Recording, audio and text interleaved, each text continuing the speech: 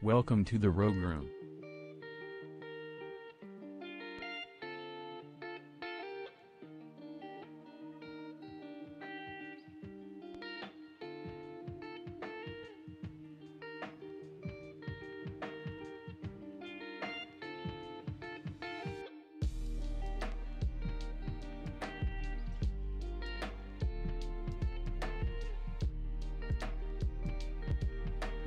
Another round, on you.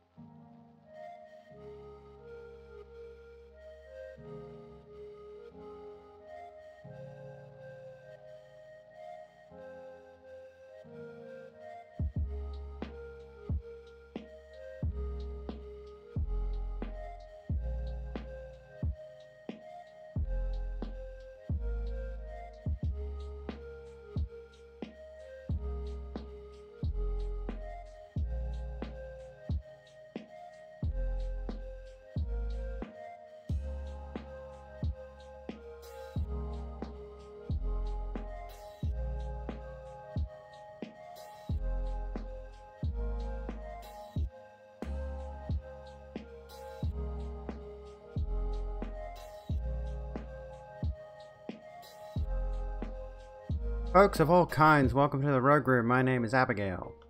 Sit down, grab a drink, and chill out. We get into some news. Some of it a little bit unusual. Some of it pretty stock standard, honestly. And if you're in Australia, you may have heard one of today's biggest stories. But that aside, we're going to start off with a posture check, aren't we? I'm sitting here with a straight back as it is. I haven't moved yet. How's it going, folks? Welcome in. Hello, Emmy. Hello, Fox. Hello, KND. How's everyone going tonight? I hope you're having a good one. Tonight, this morning. It isn't fucky anymore. Did you read that right? What? It's not legal yet. That'll be a story a little bit later on. But the Greens are pushing to legalize marijuana in New South Wales under certain conditions.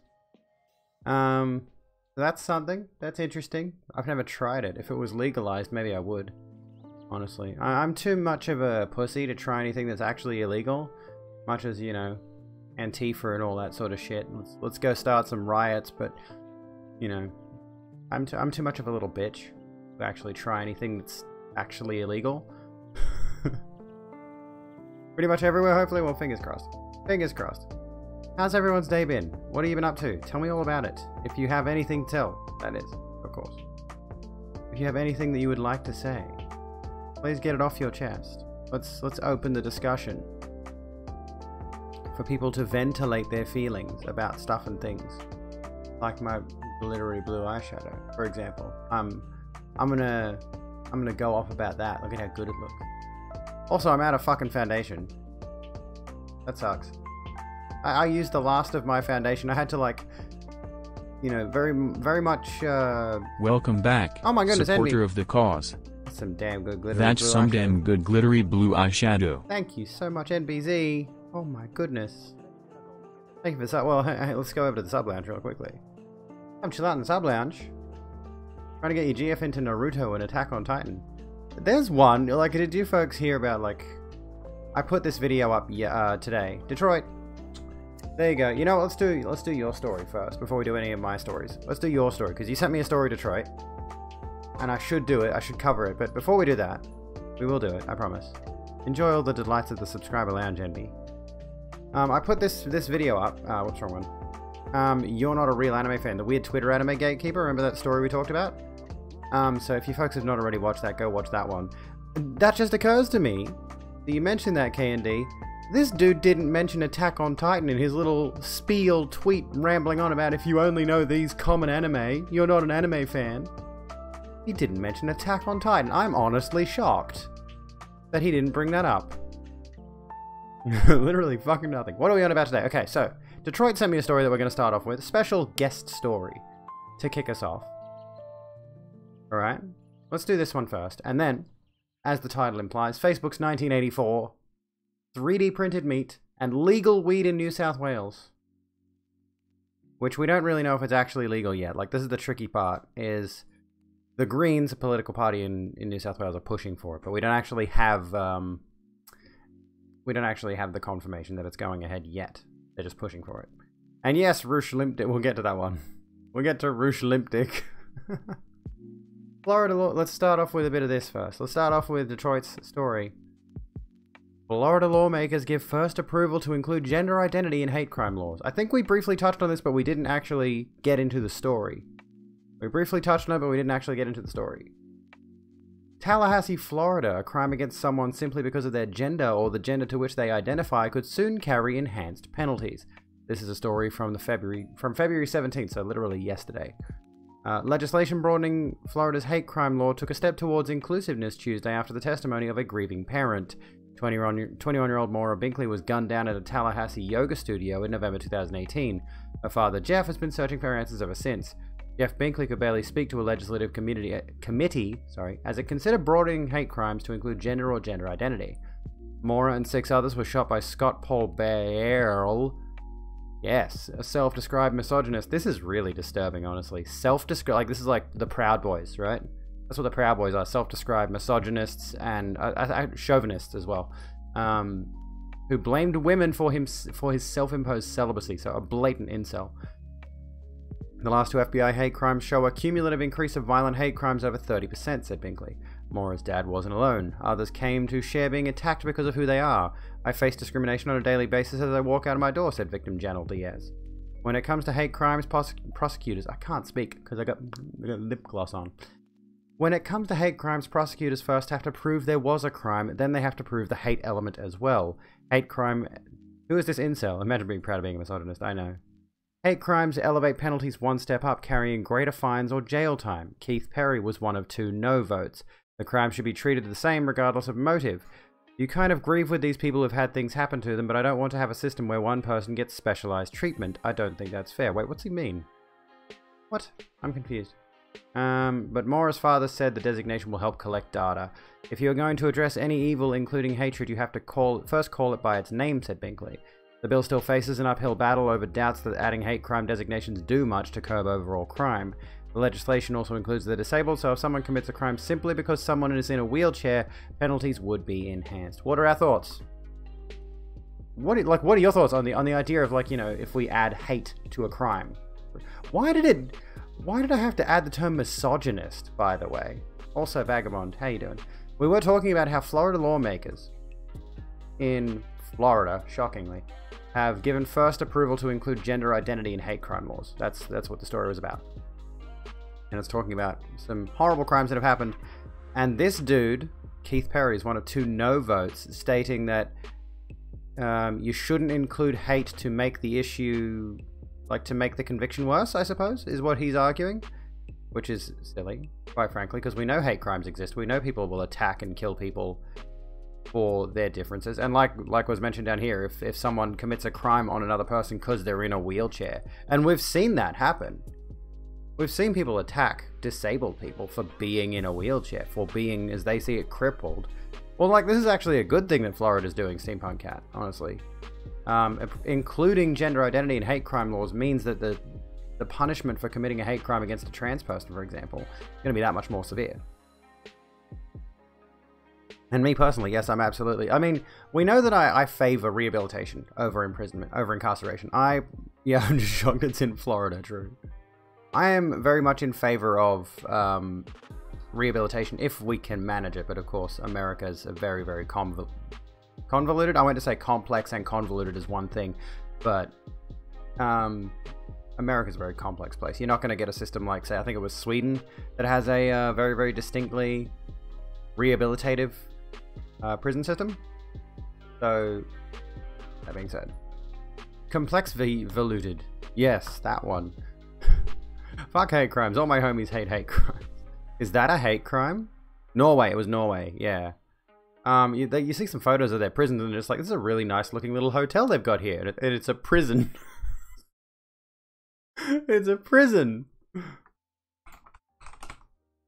Because they're rehabilitation clinics. They teach these people, like, look at this, dude. Look at this. This looks like a university dormitory. Got all these amenities. Well, that's not really helpful, is it? Look at this. It's quite cozy, honestly. I could live in that. If I didn't have kids, if I didn't have the responsibility of children, I'd live in... Look at this, they've got common rooms. They've got these cozy fucking common rooms. Look at that. Welcome to the Rogue Room. Welcome to the Rogue Room, Blind Batty. How you doing? Sit down, grab a drink, and chill out with us. Helps people be normal again. Yeah, well, not criminals. Well, the reoffending rates are so damn low. Yeah, it makes me wonder, honestly. Like, I feel like I would like to do some more deep research on the Norway situation. Because we are talking, like, rapists, killers. We're talking serious offenders. And they put you in this kind of accommodation and they help you rehabilitate. US prisons are a corporation. It's not about the people who are imprisoned. Absolutely. That is the problem. The prison system in America, the prison system in Australia, the prison system in many countries is designed specifically around punishment. It's not designed around rehabilitation. It's not designed around empathy, sympathy, trying to bring these people back from the brink of the most dark place you can possibly be. Which is, of course, committing serious crimes. Yes, I want to commit some crimes with you, Jacinta, like smoking illegal marijuana until the Greens legalize it in Australia, and then it's not a crime anymore.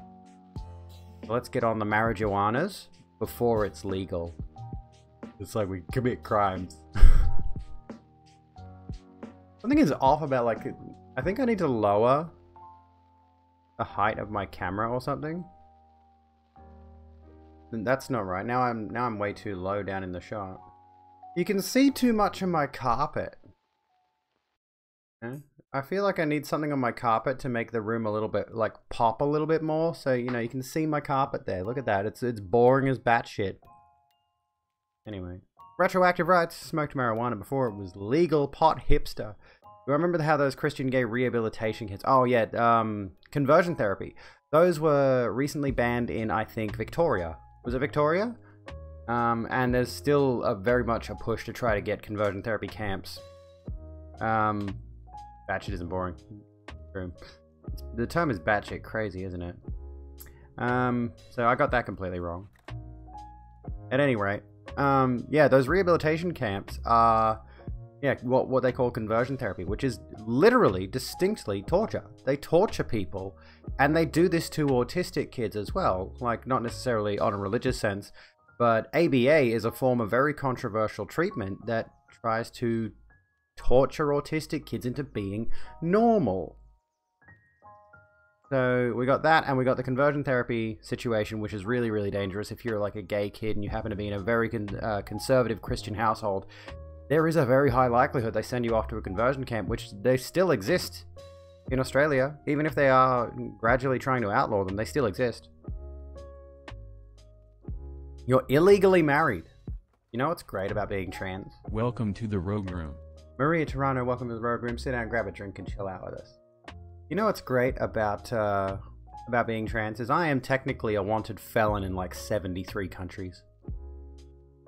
Your girl's a mass criminal. It's great. Hello, Maria. How you doing? Talk to the autism enemy, daddy. Oh, fuck. Probably mostly Middle East, I would say, yeah. Or Africa. How does that make me feel? Like a badass. So wanted. How you doing, Connor? My nose is running. I don't know why it does that. 3D printed meat. Well, yeah, like if I were to be in those countries, being transgender would be illegal. Let me actually look it up. Countries where trans is illegal. There's actually, inversely, there are some countries where it's illegal to be gay, and they force people to transition so that they're straight.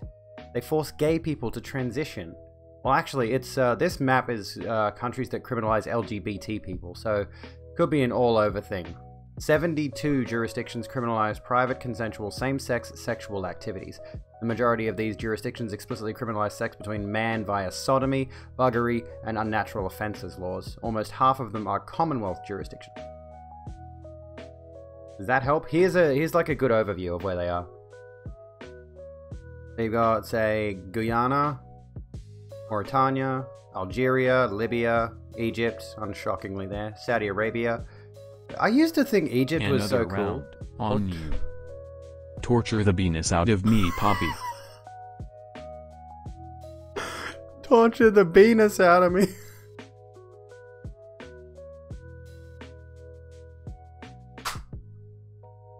Fucking shut up. Oh, fuck. I used to think penis. I used to think Egypt was so cool when I watched The Mummy as a kid, the Mummy movies. Like, oh yeah, I want to go see Egypt, and now I'm just like, I don't want to go to Egypt. Holy fuck. If you transition, it'll be right with God. Is that the thought process? Yeah. Like, it's kind of crazy. Because, I mean, does the Bible say anything about people who transition? Because transitioning people have been around forever. There's, like, a ton of historical documentation of trans people and trans identity in mythology, honestly. Stretching back before the biblical times. So, it's kind of interesting, like, is that what the situation is? If you're in one of these countries and you know, it's illegal to be gay, so they make you transition so you're straight. Technically. You're non-binary. If you're non-binary, it's always gay. Ancient Egyptians were gay as fuck. So were Romans, yeah, Greeks. Dead, yeah. Another round. On you. Oh my goodness. Oh no, Mr. Pharaoh. What are you gonna do with its stick? Woo. Okay. Thank you for the 100 bits. Well, for the 200 bits, honestly, I don't think I actually thanked you for the last one. I just lost my shit laughing. You got the job. Welcome to the Rogue Room. Sit down, grab a drink, and chill out with us. Ew. And pirates? Yeah, pirates are very gay. There was actually a thing, I don't know how true this is, that female pirates would bare their breasts if they beat an opponent in combat to disrespect their opponent. Like if they're in a sword fight or something and they beat their opponent, they'd flash their chest. Like, you got beaten by a chick. That was what it was about. Dude, you know what it would have been great? I don't know if they did this. Assassin's Creed. Assassin's Creed Black Flag was really good as like a pirate sim kind of game. If they had made it a chick pirate, would have been that much better. Badass chick pirate game, please. When? Anyway. Solid crowd work. Was it really as advanced back then? It was just pretty much like, well, I mean, they couldn't really transition in the medical sense. Read your last message. Is that they get flipped off points for people with a humiliation fetish. If they want to treat it that way, yes. Although just a lonely stone. The Rogue Room appreciates your recommendation. Yeah, thank you for the host. Or just gave you the option for a custom character. Yeah.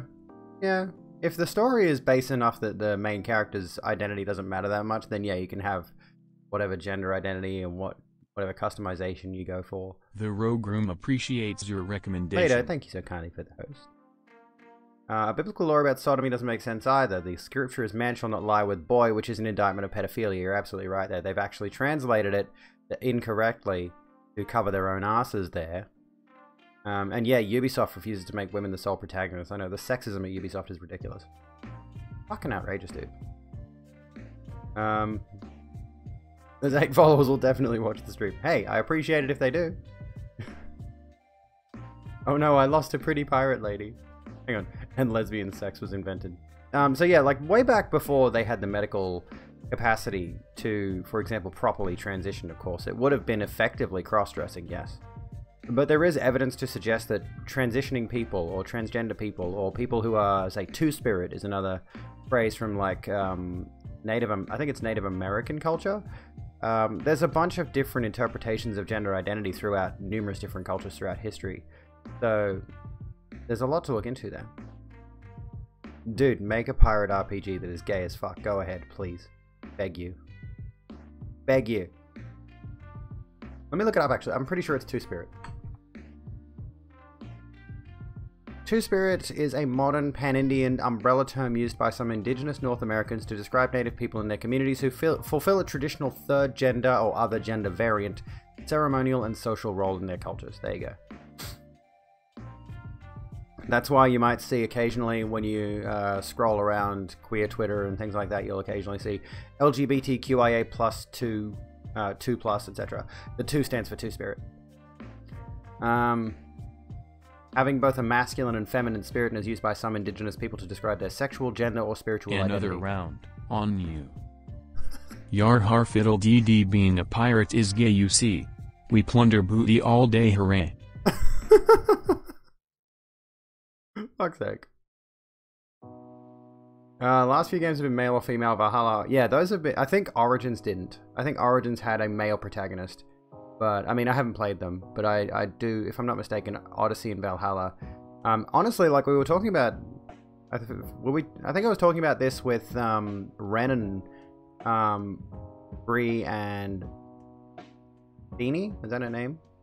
On the stream the other night, or before stream, like we had a little pre-stream, like we did Ren Camo's podcast, and we did a little pre-stream discussion about Assassin's Creed, and Valhalla came up, and I'm just like, Valhalla's actually really progressive in the sense that you can be absolutely gender fluid, because changing when you make your character in the game, you can change your gender at any point by just opening the menu and changing your appearance.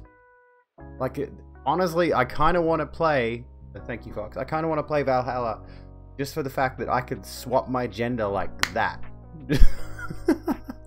I wonder if there's supposed to be like some kind of... I mean, I know it takes place in the Animus, right, is the idea. So you could chalk it up to that. The customization of the protagonist.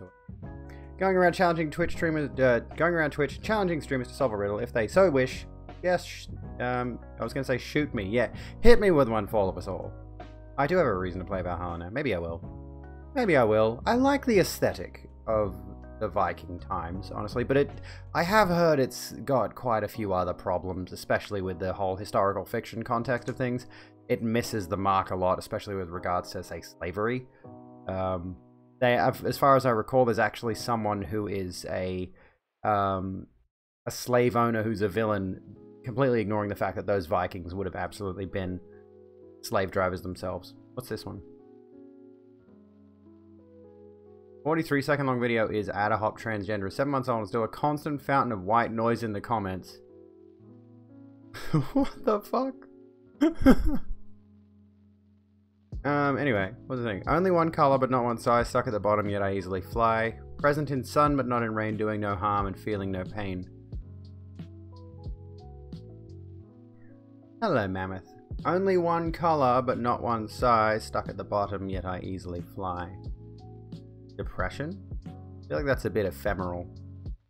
Present in sun but not in rain. Is it Republicans? I don't know. Yeah, Saints Row had transitioning before it was PC. Yeah, that's true. Like Saints Row 2. The first game you can only play as a male character, but in the second, all of a sudden you can choose a female character, and I think they briefly pass on, they briefly message on it. Cat can help. Okay, chat, what do you think? Only one color but not one size, stuck at the bottom, yet I easily fly. Present in sun but not in rain, doing no harm, and feeling no pain. A shadow? Perhaps. What is happening over there? What's happening over where? But yeah, like Saints Row actually did it. Another round. Oh my goodness, okay. On you. Well, Demacia can get the credit for that one. Excellent one for all of us all. Thank you so kindly for the 500 bits. That was fun.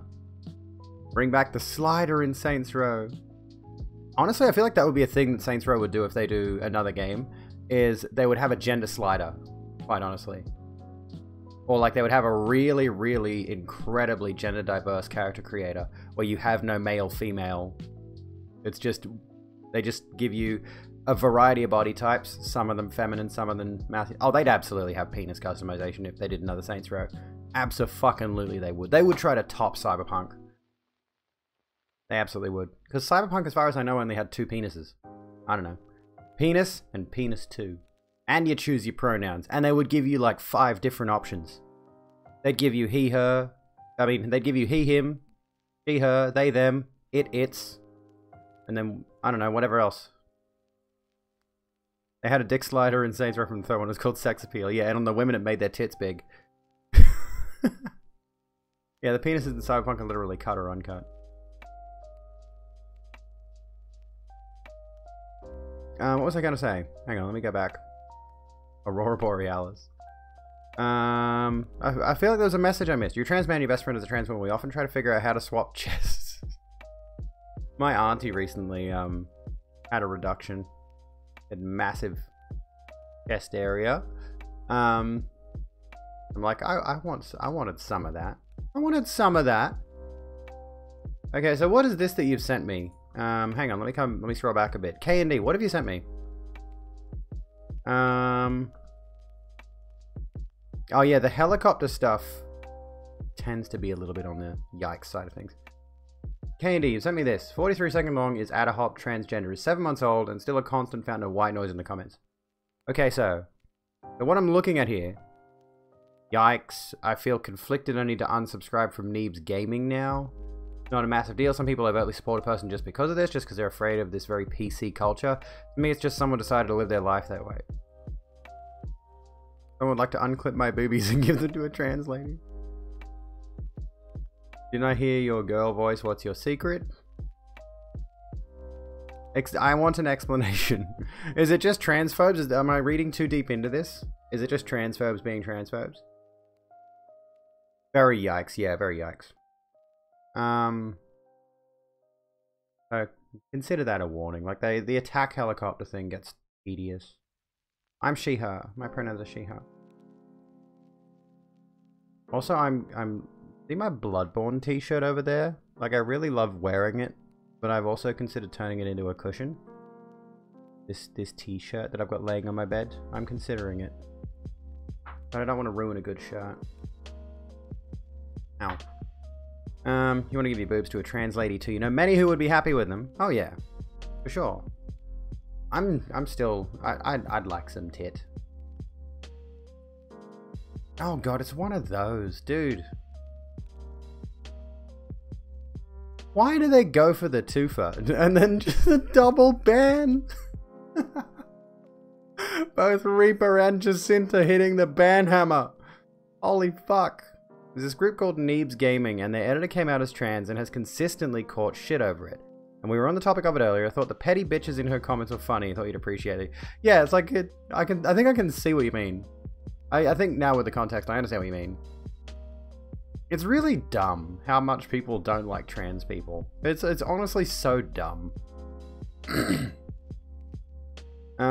Like this person comments, some people overtly support. Oh my god. On you. Haley Snaily, thank you so Snail kindly. said trans rights. Snail said trans rights. Fuck yes. Actually, on the subject.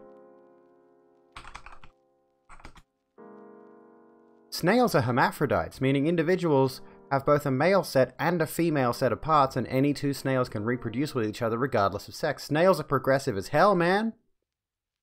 Snails are progressive as heck. Snail said trans rights. They did. Snail said intersex rights. Now we got a... Seahorses? Oh, yeah, true. The males in the seahorses.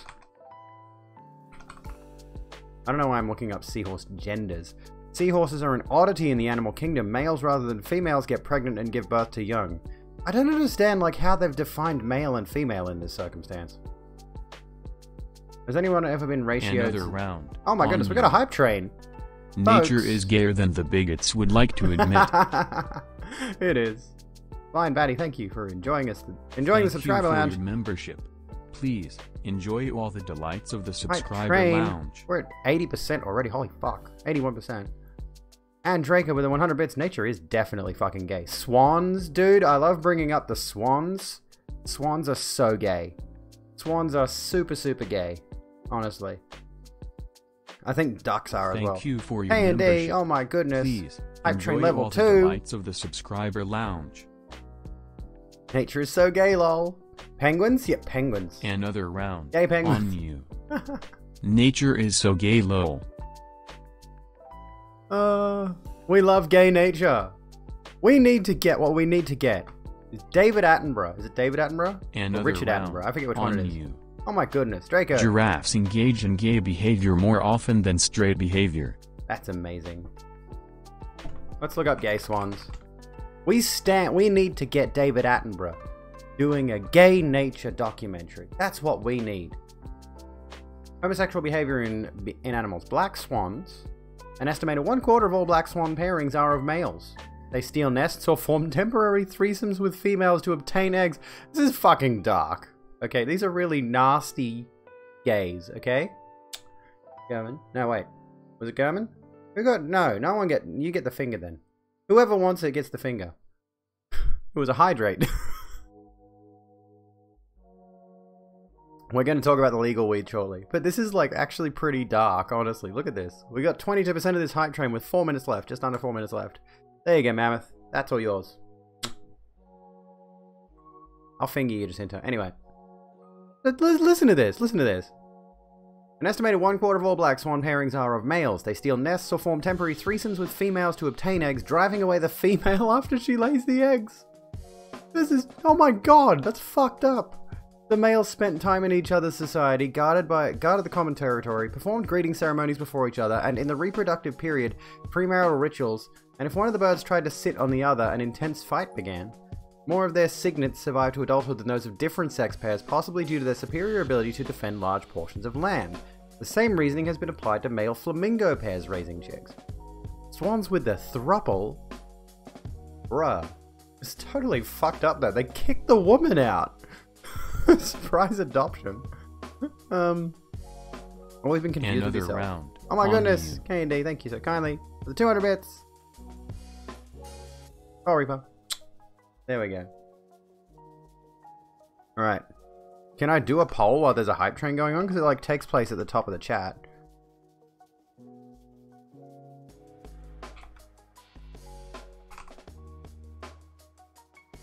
Hang on, let me do this.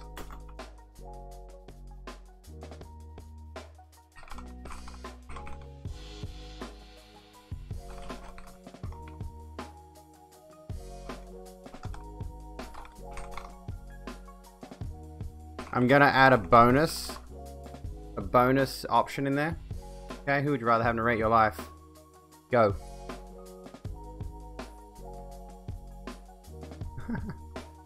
What have I missed? Hang on, let me come back to your steampunk hat. I've always been confused with yourself. You know you love dressing in female clothes, so your one friend suggested you were trans, but then he told her you personally couldn't see or call yourself female without getting your man rod cut off. Understandable.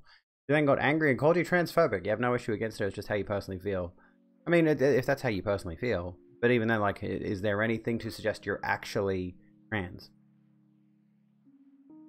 Aside from the liking of girls' clothes. You know, it could just be...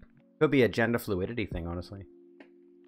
Cats are gay. Poor Nugget, your female cat doesn't get any action because the males are in love. Yes, you can get fingered too. Everyone gets fingered. Everyone can get fingered. Okay? I have a really nice, big, thick finger here. Everyone loves it. Thanks for you once per stream. You're welcome. Yes, if you'd rather have David Attenborough or Samuel L. Jackson narrating your life, or Gilbert Gottfried is a good option too, honestly. Yeah, that's a tricky question, honestly. You want Pedro Pascal to narrate your life? Just the one finger, yeah. It's too much for most people. So just the one will do. Does sound like there's some internalized transphobia if you think that one must have their penis inverted before they're really female. I mean, that's fair. That's understandable. That's a fair point. Which again is not necessarily saying you're a bad person for it. It's just saying that... I mean, I've dealt with internalized transphobia all my life. You know, there was a long period where I had to deal with a lot of self-loathing around my trans identity. Not everyone can get fingered. Somebody could have a penis, which is unfingerable, and they could have their butt sealed up from a colon. True. I did not think about that. Oh yeah, we left out Morgan Freeman. Bruh. We left out it was sounding. Oh god. Samuel L. Jackson taking the 54% on the poll. Goodness me. Oh, the hype train's over, I think. Unless I broke it somehow. It looks like it's over. Looks like it ended. Yeah. Got 000 on the clock, but there we go. Thank you for that, folks. Thank you for that hype train. That was cool. I need to do something for hype trains, honestly. I feel like I am so lackluster compared to other streamers who actually have big, flashy visual effects going off while the hype train is happening. What do you do? I had some ideas, actually, for some effects that I could throw on stream. Christopher Walken would be good. Or you know what? Oh god, what's her name? You know what? Give me a second. Let me just look up. Helen Mirren. Helen fucking Mirren. I want her narrating my life. There you go. Or James Remar. Helen Mirren or James Remar. But personally, Helen Mirren, first and foremost. What do you reckon? Helen Mirren? That's such a good voice. I could listen to her all day. Or maybe the woman that plays Professor McGonagall in Harry Potter. I don't know who those people are. I looked up the movie Red to look up Helen Mirren's name because I knew she was in that. And James Remar is also an actor with a very iconic voice. Could just be a femboy. I mean, that's a thing. That is a thing. Like, femboys are actually a legit thing nowadays. I mean, they always were, realistically. Maggie Smith, that's her, yeah. Yeah, fuck J.K. Rowling. J.K. Rowling can fuck off. He can fall off a cliff. There are some legit very cute femboys out there. Have you folks watched Grand Titania? I think, did that work? There we go. They are a horror streamer who is a crossdresser. And he, I guess I'd say he, does an amazing feminine voice that makes me intensely jealous. Fucking people with vocal training or whatever. I suppose, like, as far as I know, they explicitly identify themselves as a dude cross-dressing.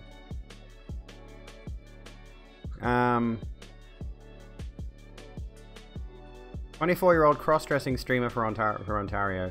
Only cross-dress for this. Oh yeah, he, she, it's up to you. There you go. Pronouns are listed as he and she. It's up to you. That's pretty cool. What's up, Pamphilines? How's it going? Harry Potter is liberal trash and I have a soft spot for it. Well, I mean, I think at this point the term femboy is not offensive. I've still got the hype train thing up the top there. Has anyone else got the hype train thing up the top? It won't go away for me. Anyway. Streaming Ocarina of Time. Oh, nice. That's one I've been meaning to give a try one of these days. It won't go away. It won't... Hang on. Okay, I got rid of it by reloading. Just reload the chat. If you're that bothered by it. It's because we did the poll, I think, and now I've changed all of your name colors. Unless you've got your name color set to a specific one. Alright. So, should we do some news? Should we jump into one of the news stories that we've got tonight? Facebook to prohibit sharing of news content in Australia. Tech giant says the government continues to misunderstand the relationship between publishers and the company's social media platform. We'll come back to that, Mammoth. I promise you, that's a good topic. Facebook, down 0.15%, if you wanted to know that, said it would restrict publishers and users in Australia from viewing or sharing news articles, ramping up a standoff with the government there over a proposal that would force tech companies to pay newspapers for content. The Australian proposal, which is proceeding through the legislature, could prompt other countries to follow suit in a global transformation of the relationship between tech companies and traditional media. So yeah, this is basically the Australian government's fault, which is, by and large, from what I can tell, the government bending over backwards to satisfy the Murdoch media. Rupert Murdoch, that is. Facebook's move will result in a blackout for content from Australian publishers on Facebook worldwide, as well as the unavailability of stories from both domestic and international news content within Australia. Facebook said the news accounts for less than 4% of the content people see in their newsfeed, but didn't provide detail on how it had calculated that number. Honestly, I feel like a lot of people get their news from Facebook. I feel like that's honestly fairly skewed. They might be right, but I feel like that's fairly skewed. Facebook, which has been threatening for months that the proposal could force its hand, said the Australian government continues to misunderstand the relationship between publishers and the company's social media platforms. It has left us facing a stark choice: attempt to comply with a law that ignores the realities of this relationship, or stop allowing news content on our services in Australia. With a heavy heart, we are choosing the latter, the company said in a statement Wednesday from William Easton, Facebook's managing director for Australia and New Zealand. On Thursday morning, Australian Treasurer Josh Frydenberg, who had previously expressed optimism about avoiding a blackout, said he'd had a constructive conversation with Facebook chief executive Mark Zuckerberg about ending it. There's a lot to unpack here. There is a lot to unpack here. There's a lot in this story, honestly. We agreed to continue our conversation to try to find a pathway forward, he wrote on Twitter. A Facebook spokeswoman acknowledged the conversation in a statement, adding that we will continue to engage with the government on amendments to the law. Oh my god, I received an emote. And Fortnite Pro 12212, welcome to the Rogue Room. Sit down, grab a drink, and chill out with us. Choo-choo. Thank you for the hype train emote, folks. Oh, I can hover over this. Look, I can go... There you go. Bingo, bingo. Stand by your decision, Zuck. This is a good idea. Fuck Murdoch. The impact of this move was felt immediately as the Facebook pages of top Australian media outlets went completely blank. This is not just the news, by the way. This is satires, this is TV shows. Like, there's a whole bunch of stuff that has just been wiped clean by this move. So it's really weird how heavy-hitting this has gone. Some hiccups in the Blackout's implementation also arose with links to not... Yeah, there we go. I should have just kept reading. You got a gay frog? Awesome. We love gay frogs. Facebook sticking it to the Australian government? Oh yeah, it is. Implementation with links to some non-news industry content, including information from Australia's National Weather Service, unavailable. Facebook said it would establish a system to review news content that slips through its filters. The company said that it believed restricting news on Australian Facebook would cost publishers more than $300 million US. One of the things I want to point out here is that, like, I did mention previously that, well, obviously this has affected more than just news sources, and there are a significant number of people who do, unfortunately, they get their news from Facebook, whether that be media outlets or people sharing certain things. But the issue here is, of course, that they're blanking out news that may debunk conspiracy theories, which are now going to have a much more prominent space on Facebook. Facebook is absolutely crawling with conspiracy theories. $1 billion a year. But what does he... How many years does Murdoch have left? What does he need those billions of dollars for? Like, the dude is honestly... he's more in the grave than Rush Limbaugh. And how long could he possibly last? He looks like an old necromancer, if I'm honest with you. He looks like the gatekeeper from Atmosphere. Have you guys played Atmosphere? Yeah, Rush Limbaugh is fucking dead. He's fucking dead. Have you folks ever played the board game? The DVD board game Atmosphere. This creepy fucker here. Chancellor Palpatine looking ass. Then you look at Rupert Murdoch and you're just like, yeah, he's a Sith Lord. He's a Sith Lord. Anyway. Limbaugh finally kicked it to cancer, which all Rush Limbaugh a very rock faster asshole. But yeah, honestly, Atmosphere is actually a ton of fun. I'd love to stream that in some way. It'd be very difficult to do so. But I think it'd be possible. That'd be fun. He does look like a tortoise. Okay, where were we? Let's come back to this. Facebook and Alphabet Incorporated's Google have oh yeah, Google's also been doing some shit. Have been in lengthy negotiations with the Australian government. The Australian proposal would effectively require publishers and tech companies to negotiate and submit a binding arbitration if they can't reach a deal. Earlier on Wednesday, News Corp announced that it has agreed to a multi-year partnership with Google to provide journalism from its news sites around the world in return for significant payments from the search giants.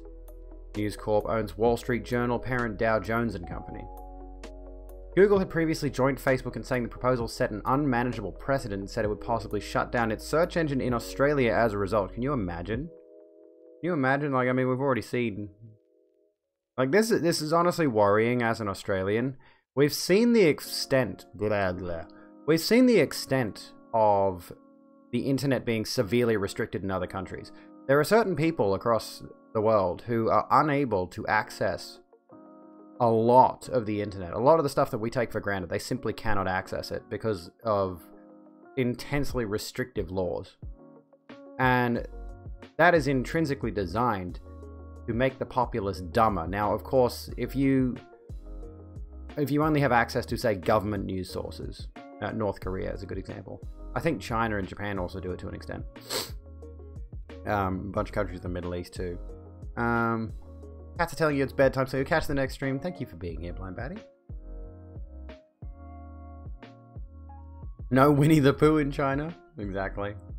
And I worry that Australia may be heading down this route with them. I mean, we know that a majority of the media in Australia is controlled by News Corp. It's controlled by Rupert Murdoch, and it sets a very dangerous precedent. Yeah, the authoritarian aspect, that's what I'm getting at. Like, this is a very authoritarian move from the government. From the government being manipulated by Murdoch to make these kind of moves. To try to step in and prevent people from having access to information. K&D, have a good one. So kind of being, yeah. It is very worrying. Genuinely. It's, like the title says, it's Facebook's 1984! Except I don't actually blame Facebook here. I think they're taking the right move. The unfortunate reality of the situation, however, is that the reality of it is that a lot of people would get their news from Facebook. And now they no longer have access to it. And the world at large no longer has access to Australian news sources. So we're getting cut off. We already live on a big rock in the middle of the ocean. We're already physically isolated from everyone. Now... we are also disconnected in a newsworthy sense. Went from open to closed, and Murdoch owns 70% of all media and all media sources in Queensland. Holy fuck. Gonna be all QAnon boomer memes now, yeah. I actually enjoyed reading the comment sections of news articles when they would crop up on my Facebook feed. Because the people in there are so fucking dumb. It's honestly baffling. I feel like I lose more brain cells there than I do when I drink an entire bottle of Moscato in an afternoon. It's incredibly aggravating, especially when Sky's entire platform is straight disinformation, especially about the way Victoria is handling the pandemic. I could try to swim to New Zealand. I've heard they've got some authoritarian issues too. As much as I love Jacinda, I'd love to go and live under Jacinda Ardern's rule. Seems like she'd be a good dictator, quite honestly. But, you know, I have to stay here. I can't swim that far. I would die, and I don't want to do that. Despite all the trolls that come in and tell me to join the 41% or whatever it is, I don't want to die, actually. I would prefer to be alive. At any rate, Facebook has been willing to pay for news content in other contexts. In 2019, Facebook announced it would pay news organizations, including The Journal, in some cases millions of dollars a year, to license their headlines and story summaries for a news service. Yes, I love Jacinta more, but Jacinda is good too. Jacinda is like second on the list of women's that I like. We already read that bit. Australia's effort follows years of countries trying to force tech companies to pay publishers with limited success. The proposal got a surprise boost this week when Microsoft Corp said it would support the plan and suggested the US should copy it. The United States... Hold on. The United States should not object to a creative Australian proposal that strengthens democracy by requiring tech companies to support a free press, Microsoft President Brad Smith wrote in a blog post published Thursday. It should copy it instead. In its statement, Facebook drew a contrast to the way it handles content as compared with Google. The search giant takes content from newspapers and other publishers, whereas they willingly choose to post news on Facebook, Mr. Easton said. Posting on Facebook allows those publishers to sell more subscriptions, grow their audiences, and increase advertising revenue, he said. Yeah.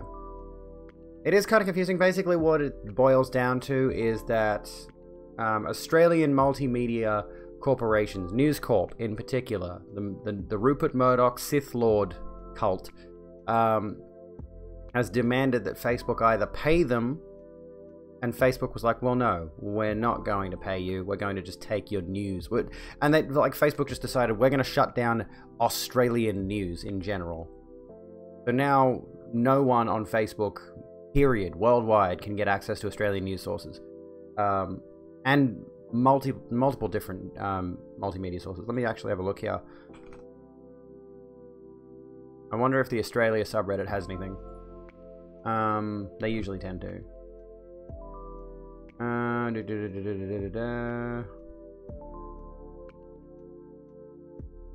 There was someone mentioned that like TV shows. Lynch Murdoch, not late, merely temporarily challenged.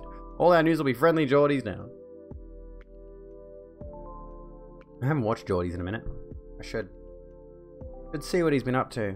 Let me see here. No, there's nothing on the Australia subreddit. However, there is this rainbow lorikeet. So enjoy that. I hope you like that. It's not related to the news at all, but it's a rainbow lorikeet with pied mutation. There you go. It's a pretty bird. This is the news, folks. This is the news. You like it? I like it. It's a pretty bird. I want a crow, honestly, or a raven. I think it'd be cool to have a crow or a raven. At any rate, yeah, there were multiple. Let me actually check Twitter really quick, because Twitter tends to have, it does look like a fruit roll-up. Facebook restricts Australians from sharing or viewing news content while Google strikes a deal with News Corp. There were talks of, yeah, like we've mentioned before, things that were not news sources having their accounts shut down, their pages blank slated. At any rate, it's a bad move for Australians, because I do believe that Facebook and like Google striking a deal is a good thing, I suppose, but it is a bad move given that so many Australians do get their news on Facebook. And what do you think here? Like, if they're going to allow people to continue to spread wild conspiracy theories, and they have been cracking down on some of those, but, you know, without the opportunity for news sources to actually comment on it on the biggest social media platform on the planet, I feel like it's a bad move. Pretty shit take there, Murdoch Media, but Murdoch Media is nothing but shit takes, honestly. You were talking about wanting. You were just talking about wanting a crow. I legitimately do. I don't know how to take care of a bird, but they're so cool. State regulation of media is necessary if only to set up an ethics committee utterly independent from both that can punish and censure news media for lies and incitement. ABC in Australia is state media. I think, yeah, the ABC is actually, is state media. Have a bird that looks like a crow that keeps landing in your backyard, but it has a white tip on its tail, but it's not a magpie. Okay. Shit take media. Pretty rainbow bird. Pretty rainbow bird. Let me think. So yeah, I think it's overall a bad move, of course. It's just going to lead to more dumb people saying dumb things without the information to back themselves up. You can't even go on Facebook and find the news about this current situation. That's how bad it is.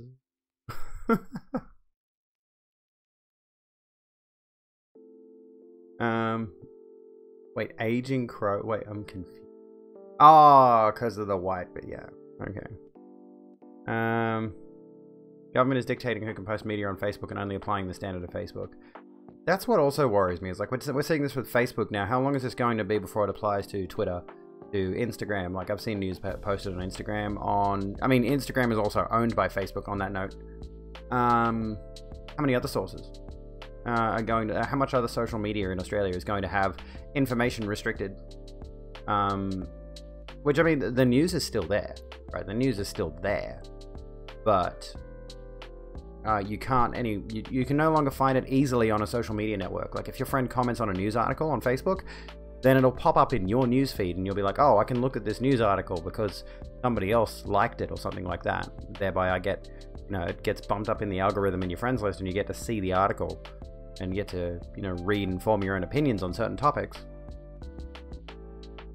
And I do worry that this could definitely spell a precedent for this happening across other social media. And then naturally we have the situation where Murdoch Media is already in massive control, massive power.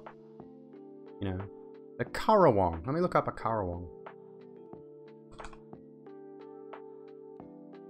Oh yeah. That sounds about right. That's a Currawong. Look at him. Look at that. Look at the bird. It's a board. Bub. It bub. But I want a raven. I like ravens.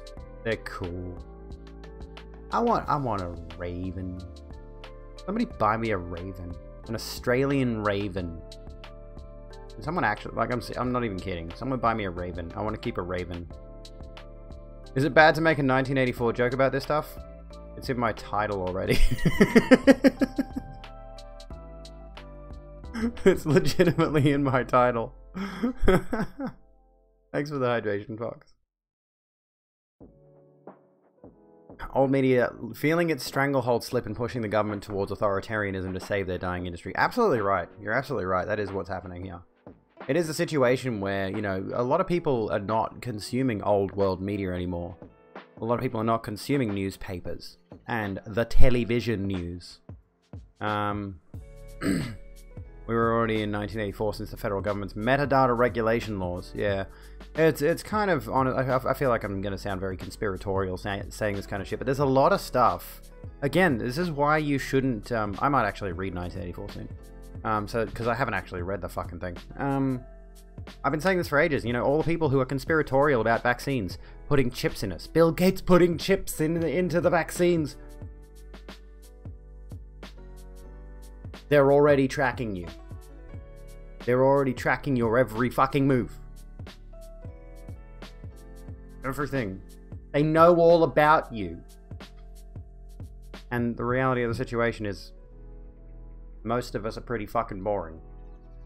However, if push comes to shove and things do take a dictatorial turn, they have so much information on us that they could honestly systemically categorize us into ghettos and things like that. They could make things really bad for certain people if they absolutely wanted to. The only thing preventing that kind of thing is democratic institutions, quite frankly, in a sense. You know, the fact that there is such... The fact that our government cannot distinctly agree. The fact that we have numerous different political parties, and I'm just like talking about Australia, who are all trying to, you know, push and shove each other back and forth on different types of policies. Yeah. Whenever someone says that to me, I just say, pipe down, you think too highly of yourself. It's true, though. It's fucking true. There's a lot of people who really think that they are somehow so important that the government actually wants to track them specifically. Something is free to install, you are the product, absolutely. Any free video games? Fortnite? Facebook, Google, Apple, etc. Etal, sorry, don't actually give a shit about us individually. The data is amalgamated and sold on, yeah. Pretty much. Pretty much. Which, you know, I guess that's a good thing. If all that data that they're collecting is really not about us specifically, but about the whole, about the collective, about how much money they can milk out of us with different kinds of services, like the advertising thing. Let's try something. I would like to buy some new bras. I'm interested in shopping for bras for my breasts. Let's see if I find some bra ads on my phone later on. You know, I've had that actually happen before. I've been talking about a thing, give it a few hours, check it, and all of a sudden your ads are targeted. Ads in 3. Yeah, I know. I've had it happen. I've done it as a test. I forget what it was that I was talking about a while back, but we were actually just having a casual conversation, and a few hours later, I went back to that same person. You know, we were just hanging out. It's just like, you know how we were talking about that thing a couple hours ago? Ads on my phone now about that specific thing. Oh, Raven talking video. Yes. How you doing? Are you stuck in the blizzard? Say hello. Say hello. Hey, hello. Hello. Hello. Were you stuck in the basement because it's so much snow, huh? How are you? How are you? How are you? How are you? Pretty cold, buddy. How are you? How are you? I'm cold. Hey, how are you? Are you happy to be up? Are you happy to be up? I know, right? A lot of snow. I know. I know. I know, right? Hey. I know, right? I know, right? I know. Oh, it's amazing. It's like a voice recorder. It is. They're very intelligent. YouTube Advanced, it's one less thing they can get your data from. If this is the problem, right? Is like, you know, you have all these options to change the way that you are using the internet. You could use VPNs, you could use a bunch of extensions to shift or, you know, move the data collection away from you. But the reality of the situation is that so many people are just not interested in putting in the effort. So these people will complain about the fact that the government is stealing their data. The corporations, the Facebooks and the Instagrams are stealing your data. I don't trust Twitter because they're suppressing my free speech. They won't do anything to change it, though. They won't go out of their way to shift what they're doing online, other than maybe migrate to Parler, honestly, which is actually worse for your personal data. But yeah, the reality of the situation is most people are just too lazy to bother shifting where the data that they're getting collected, the data that is being collected on them. They're not going to put in any, you know, blocks. They're not gonna buy a VPN. They're not gonna do this or that or the other because most people are just too lazy. You're at a gathering once the topic of dodgeball came up. Hadn't even thought about dodgeball in years. 2 weeks later, ad for dodgeball. Yeah, I don't think it's confirmation bias, like Connor said. I don't think it's legitimately a thing that they do. Use a VPN. That could be. I'd use nordvpn.co/bigmoney. 70% off 3 years or some bullshit. Welcome to the Rogue Room. Welcome to the Rogue Room Wizardry 420. Sit down, grab a drink or a spliff and chill out with us. Next story. We move along. Do we keep this train rolling? I think we should. Jacinta might like this one. Well, I mean, I don't know how Welcome much back, Jacinta... Oh my god, supporter of the cause. Abby, you look great today as usual.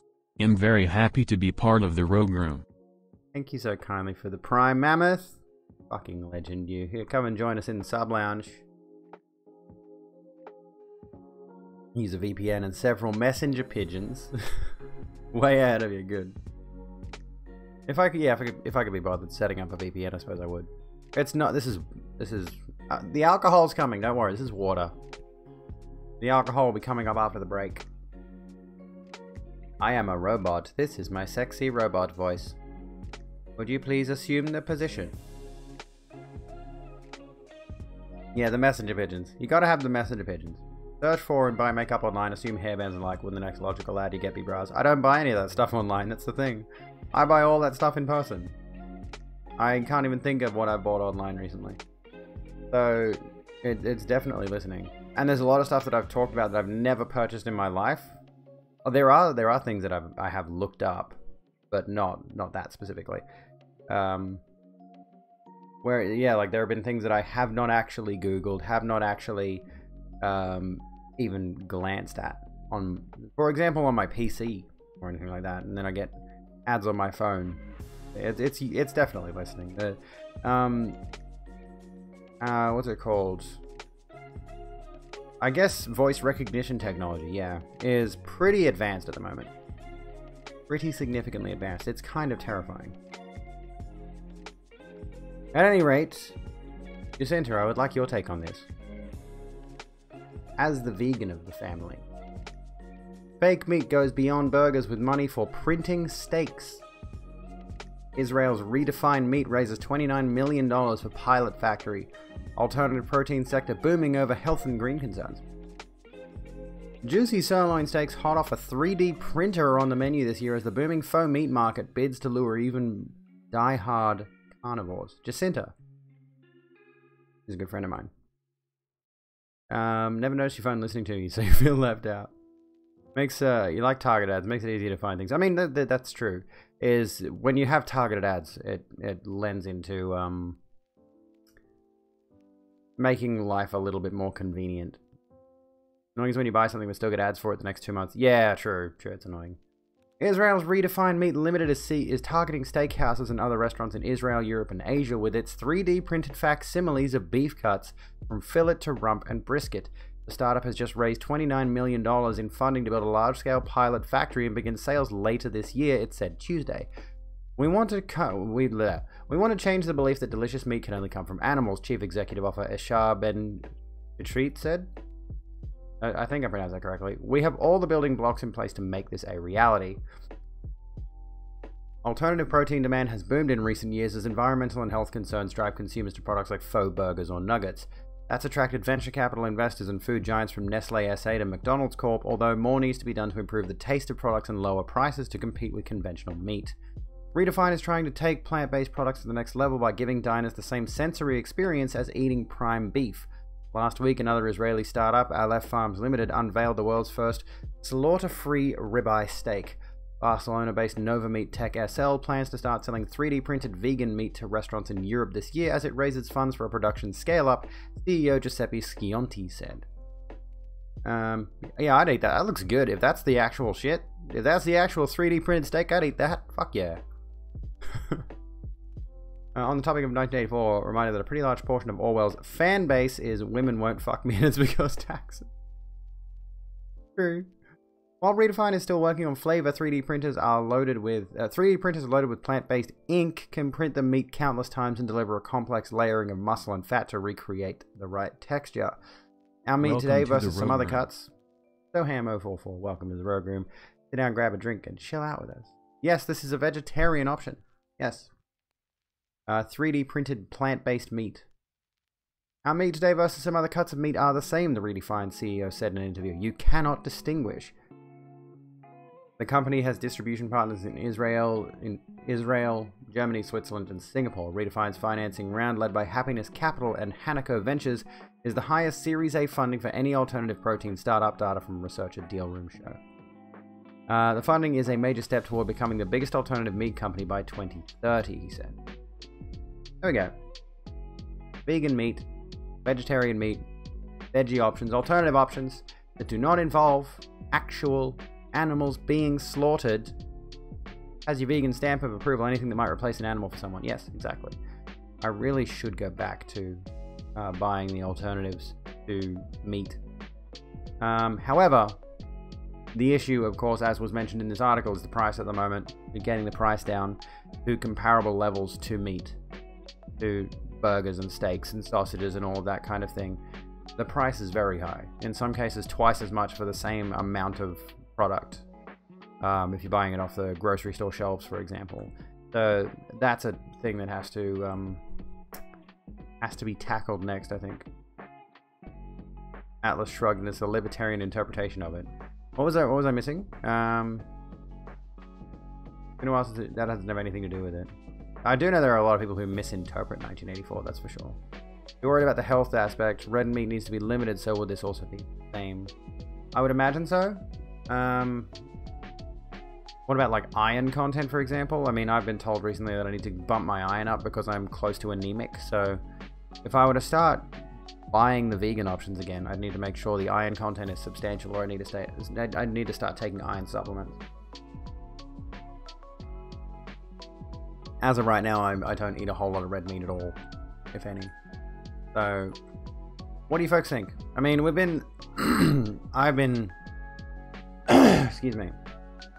I've been hoping against hope that these kind of alternative options will start cropping up more and more and more. Here's a thought. Do you think a company could I mean, this would be false advertising, honestly. This is one of the major issues, I think, is there's a lot of people who would eat a steak specifically because it's real meat. There's a lot of people who are like that. And I would worry that certain people will look at this meat-free meat alternative and go like, oh, well, it's not a real steak, so I'm not going to eat it. Don't care. I want to eat a real steak like a real man. I think. You broke your arm and finger today. What the hell were you doing? Are you alright, Darkmoon? Want to try and eat this at a Christmas dinner to mindfuck your family? You haven't eaten meat since you were 12? Fucking awesome, do it. That's some bullshit. What's some bullshit? The thing I was saying about people who are die-hard meat eaters, because they exist. They are absolute assholes, but they absolutely exist. Kind of people who go out of their way. Now, honestly, I've found anti-vegans to be more annoying than vegans. I've found, like, the vegans I have met throughout my life have been actually very informative and polite about it, and then you've got the people who are counteracting them, who are arguing against veganism or vegetarianism by proclaiming that the vegans and the vegetarians are these loud, obnoxious assholes who are driving people away from their movement. And I've honestly never encountered that. Now that's entirely based on personal perspective. But yeah, everything I've seen. Everything I've experienced. All the people who are particular assholes about your dietary choices have been meat eaters. Particularly steak eaters. How do you know if someone hates vegans? Don't worry, they'll tell you. We got Orwell has leftist discourse about being anti-communist and partaking in McCarthyism because of a homage to Catalina, despite it being an indictment specifically of the USSR, not communism as a whole. Also, did you folks know that the Communist Manifesto is like 40 pages long? It's like really short. I should really read the fucking thing. You eat vegan meat, but you don't call it vegan meat because it's something about it. Yeah, it does sound a bit weird. It does sound a bit weird. It's unusual to say. Meat alternative, maybe? Speaking of this topic, the same thing could be said for electric cars. It's not a real car! Why does this keep saying cunt? It has to be censored? It does not. EV cars have in the recent years been shown to shit all over big V8s. They don't like that. And this comes back to the conservative thing, doesn't it? It's always about the particular kinds of people who just do not want to accept change. You know, they don't want to accept change. They would prefer that things stay exactly as they always have been. And not shift to a better future for everyone. Electric cars, vegan meat alternatives, you know, things that would reduce pollution. Abby, what? Orwell was a socialist, which is what blew your mind when you first read the book and then looked up the author. You can ask a question, go ahead. Change is uncomfortable. They don't like the status quo being shifted. It's always a very difficult thing for some people. Ask the question. Accidentally tried combining the words fake and nuggets once. Oh no.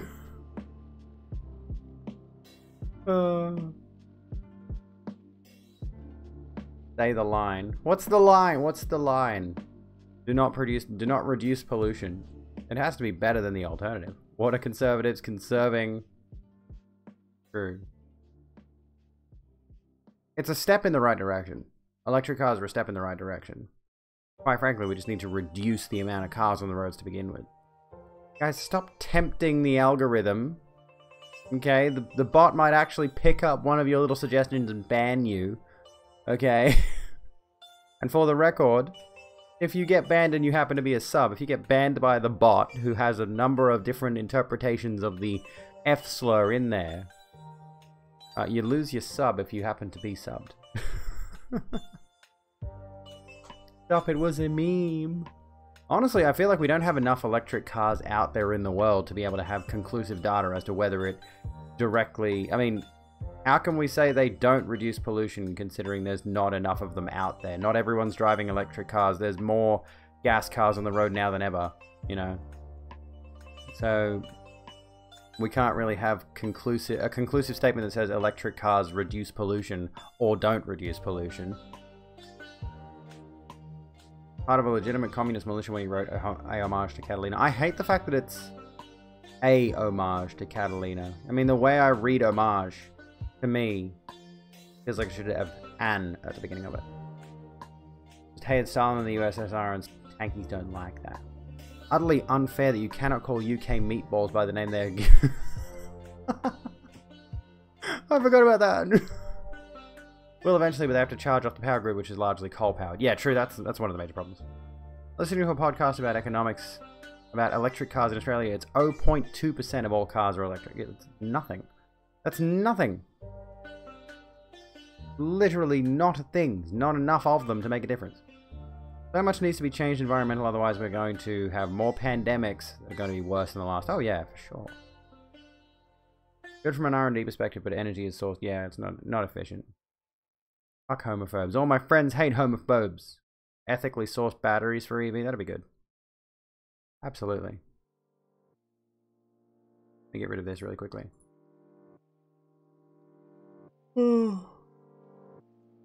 Excuse me. As we swap to renewables, the idea will begin to take hold. Well, that would be the goal. I do have to, like, I know it's all profiteering. I know it's all blatant capitalism that's keeping the world in the state that it's in. Why progress is so difficult to make. Because the alternatives haven't been proven to be profitable enough for these people. And I feel like, you know, we're largely hindered by the lack of profiteering at this point. You know, improving the situation, improving the environmental situation in the world is just simply not making enough money yet, which is painstaking how slow it is to see any actual change. Fuck unethically sourced products. All my homies hate unethically sourced products, and so all my homies are broke. You just go to a bar indoors without a mask and it's cool. Certain areas, yes. Certain areas you can. Mask mandates, at least in New South Wales at the moment, are pretty lax, so you don't need to wear a mask unless, like, certain establishments refuse to allow you entry unless you have one on. But at the moment, yeah. I guess we're pretty chill at the moment. There hasn't been too many, at least in New South Wales, as far as I recall, there hasn't been a significant uptick in COVID cases. So we don't have mask mandates that are fully enforced at the moment. You like your gas-powered cars. You like the broom noise it makes, but don't advocate against green progress. What if they just, like, put a sound player in the electric car that made the broom sound? Living in bizarro world. Still locked down. I know. It sounds atrocious. It doesn't sound very good. Artificial vroom. We need artificial vroom. That's what we need. Victoria just lifted the lockdown. Some restrictions are still in place. Interesting. They do have that in some cars. I'm not shocked, honestly. It's not the same.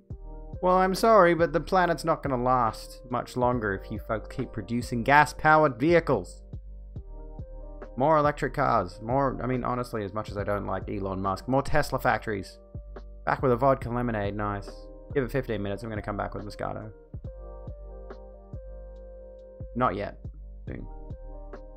I'm feeling the Moscato, even though I got to be up early to get my kid to school. But still, I'm allowed to drink. Because your government has been bought by the rich and rarely, if ever, represents the average Joe. That's true. Smash the fash. Fash. I've got 2 kids. I am a parent, and I have to drive one to school tomorrow. And the other one... the other one comes to the gym with me and goes into the creche.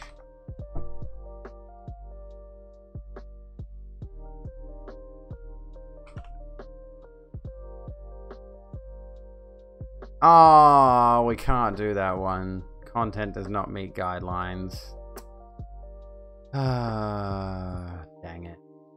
That sucks. We can't do that one, I'm sorry. It won't let me. You know, yeah, there we go.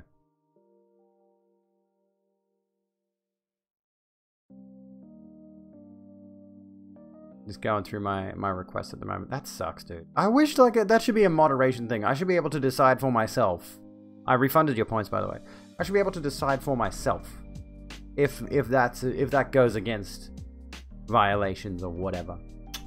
There you go, Soul Reaper. We move on to the final story of the first half of the show. Vagina. There, you know what? Fuck it. Put it in chat. Bussy, Venus, or Pagina? Go. Can we get some bussies, Venuses, or Paginas in chat? What do you prefer? What did you miss? Vegan meat. Actually, I was asking for your opinion on this idea of 3D printed meat, and you weren't here. This is what I was talking about. Go away, Bloomberg, you fucking cunt. Oh my god. Lost. This is what we were talking about. Fake meat goes beyond burgers with money for printing steaks. 3D printed steaks. What are we talking about? Some Middle Eastern country. Israel. Redefined meat is targeting steakhouses and other restaurants in Israel, Europe, and Asia with 3D printed facsimiles of beef cuts. What are your thoughts on that? Like, what do you think about that kind of thing? Because I know you enjoy, like, a vegan burger, at the very least. But what do you think of a vegan steak? And of course we were considering the climate implications of moving away from real meat, of course. Hiya, Baby Chief, how's it going? All is good. Definitely all. True. So we got Bussy, Bussy, Bussy, Venus. You can't change your answer. You're not allowed to have 2 answers. You gotta pick one. We got 1 Pagina, at least 3 Bussies, but Jacinta's also going Venus, so like you gotta pick one. Also Bussy. There were times and places when the movie is made where people with gas-powered vehicles were allowed to drive them for a short period of time, or at least a while until the adaptation has been made. Wait, what do you mean?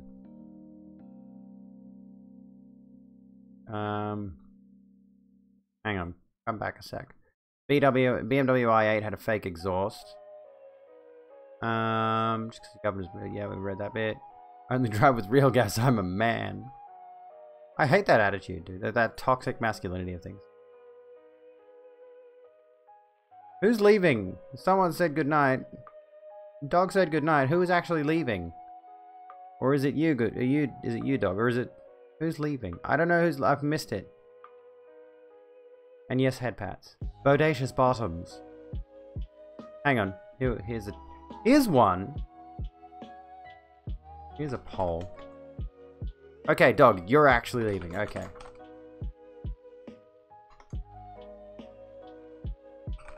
I just have a poll. I just have a question for you. I just have a question for you. Just a poll. Just it doesn't yeah, it doesn't mean anything. Completely superfluous. Votes are anonymous for the record. I don't know who's voting what. You're not vegan, but you don't eat red meat. Personally, don't look for meat replacements because you find meat gross anyway. It's strange to you to try and mock up the real thing. Bangin' booty. Yes, indeed. Absolutely. Been coming to terms with if you like the idea of something or if you genuinely like it. That's an interesting question to ask yourself, isn't it? Do I actually like a certain thing, or is it simply, am I perhaps culturally told I should like a certain thing? Did I catch your answer? Let me go back. If it spares animal lives, why not? Not sure you'd be interested in yourself, but it could be good for pet food or people who aren't interested, or who are interested in it. I mean, I don't know if it'd be good for pet food is the one major thing, because making pets go vegan is probably a very difficult situation, ethically speaking. Because some animals are just outright carnivores, and yeah, Nintendo. Why is everyone picking Nintendo Switch, you pussies? Huh? Huh? Huh? So many Switches. What did I miss? Hang on. Bodacious bottom. There are times. Oh, hang on. The move is made with people with gas. Oh, you move. I thought you said movie, and I'm like, what movie are you talking about? Biculture. Fucking degenerates. Look at this. 1 vote for top, 1 vote for bottom, 8 votes for Nintendo Switch. You can't all like Mario that much. Come on. Yeah, no, yeah, no, I get what you mean. Technically, it is real meat, though, is it? If it's 3D printed fake meat, like plant-based stuff. It's not 3D printing... Well, I mean... How are they doing it, actually? It does mention being plant-based in here. Improvise, adapt, overcome. My sister sent me a snapshot of one of those stickers today. Thanks for the hydration, Fox. That's all I got. I got 1 drop. But Link... I'll have to get some more water in a sec. What was I going to say about this vegan meat? Lab-grown meat seems to be real meat. I mean, that'd be the ideal, right? Is like actually having a lab that's growing meat. Growing meat that is actually absolutely meat in every conceivable way, except for the fact that it's not grown on a cow. You know, it's just grown in a lab. Rather just not eat meat or meat substitutes than eat either. Cats should eat meat. Yeah. Cats are explicitly carnivores. Dogs are explicitly carnivores. It's an interesting discussion to have, I think. Yeah, like I said, I personally have been hoping we get, only 8 top. I've been hoping that we get more of these meat alternatives in, like, supermarkets and things like that. I really would like to see them more prominently displayed and at more affordable pricing. Steaks, sausages, burgers, etc., meatballs. Because that will incentivize people who've already got a taste for red meat to try out. This is where I think the good thing about this lies, is the possibility that you could convince people to make the switch to fake meat, to plant-based meat alternatives. Bruh. Yeah, I'm not allowing that one through. Good lord.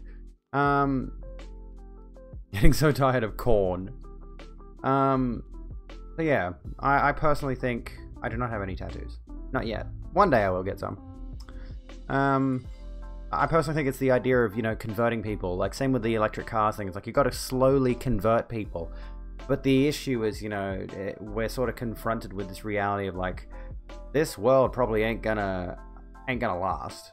At the rate we're going, unless we expedite the process of meat alternatives and electric vehicles and renewable energy sources and things like that, we're not gonna make 2050. You know, it's looking pretty fucking dire, especially with what's going on in Texas right now. Texas is snowing. Texas, a state that is not designed at an institutional level. What's the term I'm looking for? Like, the infrastructure is not built for snow. Texas ain't made for that shit. I don't think I've tried corn products, actually. I mentioned to Jacinta recently that I bought some corn products, but then when I got home, I realized, oh, I actually bought a different brand. We'll have a dystopia in another 30 years. Let's fucking go! Before we get to the dystopia, though... I know that before, it's more about how much have they gotten recently. So, yeah. They still have no power, and you know what sucks. There are parts of the city skyline in Texas that are completely lit up. Like skyscrapers are completely lit up. And the low-income areas are not. Suburbia is not lit up. What does that tell you? Why do these empty office buildings need to keep the lights on? But yeah, it has a privatized power grid.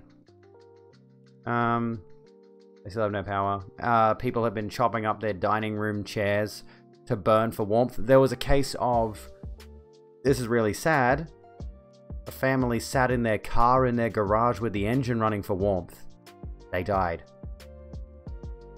Homeless people living on the streets froze to death. There's at least been 25 deaths of homeless people, I think. Tells you the houses weren't built to withstand that weather, yeah. A lot of these people don't have a whole ton of, very wintry clothes, so they're packing on as many layers as they can. Their toilets are frozen. Dude, Texas is in a state, like, honestly, as red as that state is, I have complete sympathy for everyone there. Like, they should not be going through this shit. And anyone who is mocking them, like Stephen King, dude, can I bring this up before we take our break? And then we'll come back and we'll do the Greens bid, the legalized weed thing. Because this is fucking not the take. This is not the take. Alright, Hey, Texas, keep voting for officials who don't believe in climate change and supported privatization of the power grid. Maybe in 4 years you can vote for Trump again. He believes in the latter, but not the former. It is so hard to try and like this man sometimes. Swear to God. He says some good things sometimes. And he makes some good work. He makes some good stories. But fuck, this is a dog shit take. This is so out of touch. Just needs to be on drugs again. Somebody please get Stephen King a giant bag of cocaine and like a box of whiskey. Does he just This is not the fault of the people who were voting. Like, there are it doesn't even matter who they voted for. You know? They don't deserve to be put through this hell where people are dying, people are suffocating in their garages, for example. Because they're trying to warm up having the car engine running. Like, this is not, this ain't it, Stephen King. Fucking ghoulish and likely evil, but if you think one of the assholes, it all makes sense. Horrible sense. Homeless people freezing to death. Vacant churches. Vacant fucking churches. Remember the floods and Joel Osteen wouldn't open his church? Where was that? Where was that? Houston mega church. Joel Osteen's Houston mega church shut out flood victims 3 years ago. Rising flood waters of Tropical Storm Harvey. This was in Texas as well. Texas ain't having a good time, man. Jesus Christ. Prosperity churches are cults. They absolutely are. They deserve to be taken care of. There was a Texas mayor who went on a tirade. No one owes you anything. We'll talk about that one. That's a story that we can come around to. But yeah. It's a pretty... No one deserves death just for opinions. No one deserves death just for their voting choices. You know, no one deserves to be laughed at and pointed and laughed at because of environmental circumstances that are destroying their lives. You know, no one should be responsible for their elected officials when they only ever get like 2 choices that aren't meaningfully different. True. Vagabonds. Watch this clip and then I'll take a break. Just needs to be on drugs again. Somebody please get Stephen King a giant bag of coke. The cutoff at the end there is perfect. Okay. A long time coming thing for Texas, you think? Alright, so it is now currently 10:29 p.m. My chat has stopped scrolling. Too many years of fucking themselves over and caught up to them. Do you mean like with the privatization of the power grid and stuff? Like it's... I think I get what you mean. Like it's not their fault necessarily. But yeah, like the lack of infrastructure and the lack of... Alright, Garrow, I'll time you out. Well, 60 seconds. 60 seconds. There you go. Enjoy that. Flipped and shipped. Texans want to call it a free trial of socialism when Ted Cruz is off vacationing in Cancun, pulling a ScoMo. Well, there you go. Alright, let's take a break. I'm gonna get some wine. We'll come back. We've got like 1, 2, 3, 4, 5, 6, 7, 8 more stories to go for the record. I had 10 stories lined up tonight, plus Detroit story earlier on, so we've gone through 3. And I wanted to get through as many as I could, because this is fun. I like reading the news. Maybe we can do some React streams soon, honestly. We should do a React stream soon. We'll line up some videos and we'll talk about stuff. At any rate, we'll react to someone being a dumbass. Let's take a break. Grab yourselves a drink, fill up your water bottle, take a piss, whatever it is you do. I'll be back very shortly.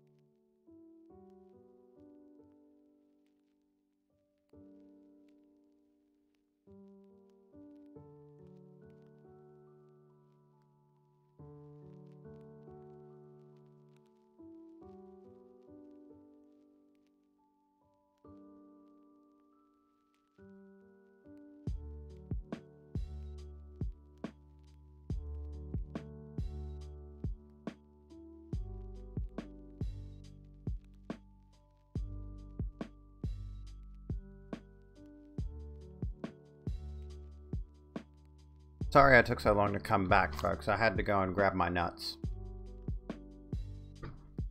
Anyway, back now. This pleases the nut. Also, alcoholism. It's good for the soul.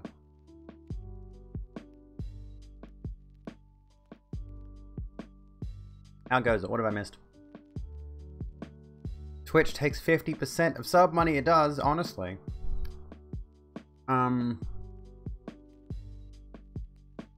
They take 50% of all subs in American dollars. Here's what I have heard. I've been unable to scientifically confirm this, but in Australia, a tier 1 sub is $8.99. And what I have been told by some other Australian streamers is that we get $3.50 of that $8.99. So they take closer to 60-65% from Australians.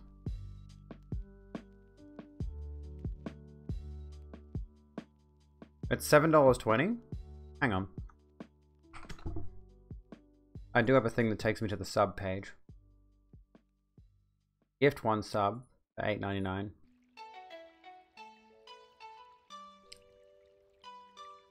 And yeah, you can also, if you want to... Why does that... Oh yeah, I think I set that up as a donate command because people just generally ask, can I donate? Let's clarify something. I always clarify this. If you're a streamer and you're not running a charitable organization, it's not a donation, it's a tip. But because people will typically do ! donate if they actually want to give money, I just put that as a command there anyway. But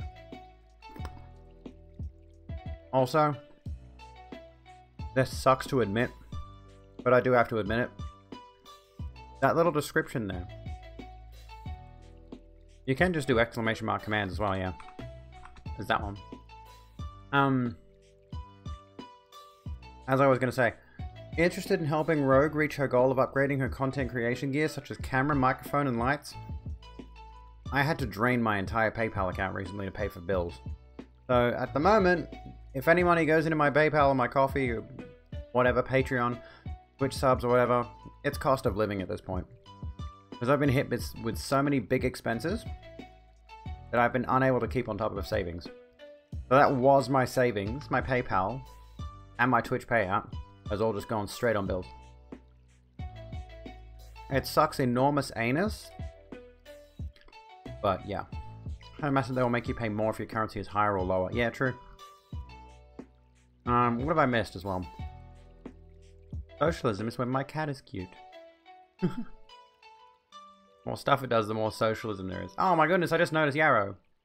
While I was away... Gifted a sub to Pantaloons, thank you so kindly. Thank you so kindly. Alright, should we talk about weed? Never tried it, by the way. Excuse me.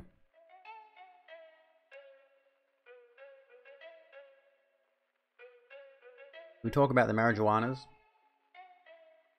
You interested in talking about the weed?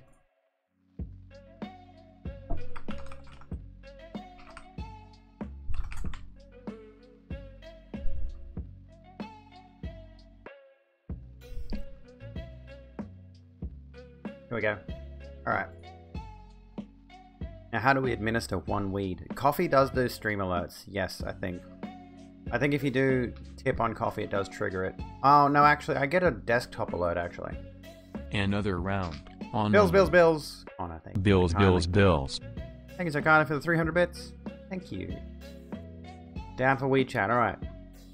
Greens bid to legalise cannabis in New South Wales.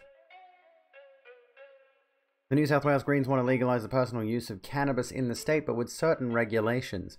Party MP Kate Fairman will introduce the bill into the New South Wales Upper House on Wednesday that would allow people to grow their own plants at home. It's time to legalise cannabis in New South Wales, Ms. Fairman said in a statement. Prohibition has well and truly failed, and governments all around the world are finally accepting this fact. In 2019, the ACT decriminalised the personal use of cannabis, allowing people over the age of 18 to possess up to 50 grams and grow up to 2 cannabis plants per person with a maximum of 4 per household. Another round on you. Yarrow, with a dono on coffee as well, and for the 75 bits. Legalising cannabis in New South Wales would stop billions of dollars going into the pockets of organized crime and enable it to be regulated and taxed, Ms. Fairman said. Decriminalization is better than prohibition. Excuse me. People are risking criminal records just because their drug of choice has been deemed illegal because of a moral crusade started before I was born. The MP argued cannabis posed less harm to users and society compared to alcohol, tobacco, and some prescription drugs. The Greens Cannabis Legislation Bill 2021 aims to legalize recreational use and possession of cannabis, allow a household of 2 people or less to grow up to 6 cannabis plants, while a household of more than 2 people could grow up to 12 cannabis plants, require cannabis products to be labeled with health warnings, prohibit retailers from promoting or advertising cannabis, prohibit cannabis stores from operating within 200 meters of a school or childcare center. It is expected the bill will be brought forward for debate this year. How are we feeling about it? I'm pro this. Absolutely pro decriminalization. Obviously. It feels quite frankly asinine that it's illegal in the first place. You know, make it accessible. Give me an option that isn't this shit. But let's be honest, I'll still keep drinking. Let's come back in just a second. Welcome to the Church of Delaware. Dabbling in the weed is not a heathen practice. In fact, you're positively encouraged to get high as heck. Pot is legal here in Northeast US. Getting an appointment to buy weed right now is completely impossible. That's annoying. It was worse than the toilet paper run. What was with the fucking toilet paper shit? The toilet paper thing still confuses me. We had that here in Australia. Quite honestly baffling. And I'm gonna drag my grandparents. No, this is Rosé. Oh, Mars rover landing. Yeah, I'll watch that shit. Oh yeah, space. Fuck yes. Excuse me. Dude. Anytime I swallow a nut, it gives me a ton of throat pain.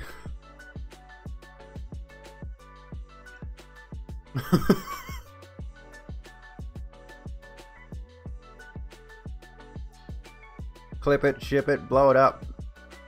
I gotta stop swallowing such fat nuts, dude. Anyway, let me come back a bit. TOS. Psilocybin next, please. Hope you're not dimming, but you wonder if in America, if cannabis is decriminalized and legal, if black folks will still be targeted for it. Absolutely they will, sadly. There's so many black people in prison purely for possession of a personal amount of marijuana. It's ridiculous. Weed stops you punching the idiots. Flipped and shit, dude. I'm stealing that from Vorsh's stream.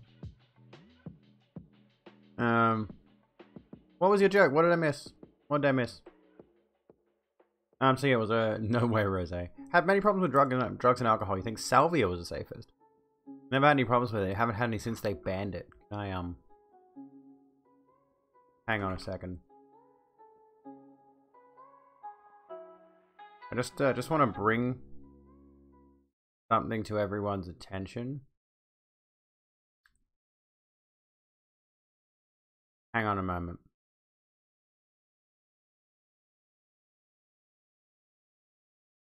Ask how you are, hold up on, give me a few minutes. Okay, so just for anyone who missed this is a historic piece of YouTube history on the subject of salvia. Hello, and welcome to Driving on Salvia. I'm Eric, your host. Now today we're going to take the car out onto the streets, and we're going to do some K-turns, and then we're going to do some U-turns, and then we're going to go ahead and parallel park in a spot smaller than we have before. To start it all off, however, we need to take a hit of our salvia.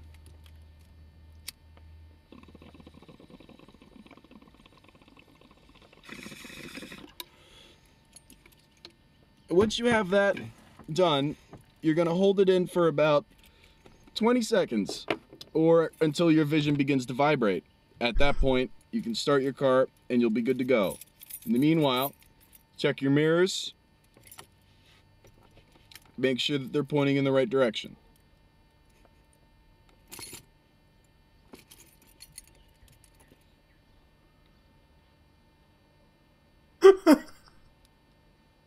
I'll be back in a moment.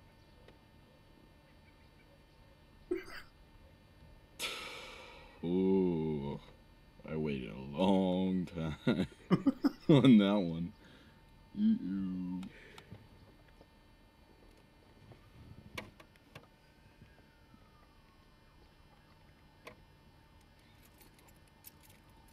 Normally I'm supposed to hold you. Salvia, so long. Thank you for supporting the Rogue Room's business endeavors. Oh my fucking god! Otherwise it makes you trip into space. Thank you. Excuse me.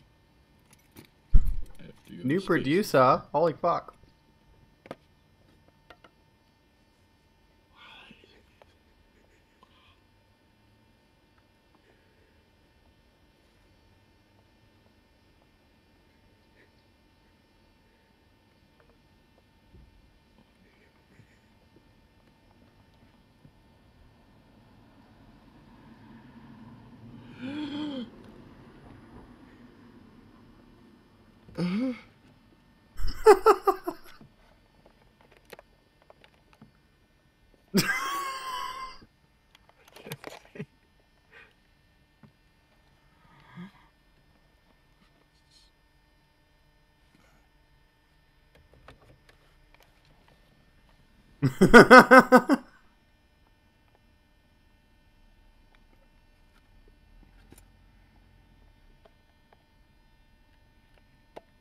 Is this mission still vibrating?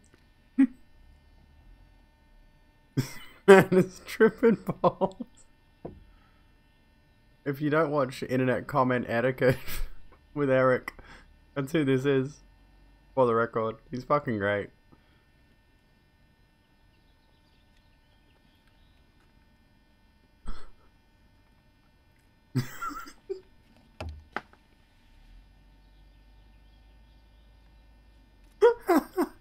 That's him, that's Big Money Salvia. That's where the name comes from.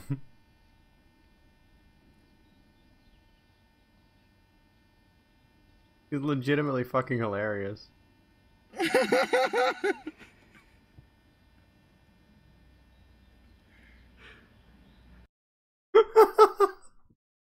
Oh fuck, that's good. That's just perfect.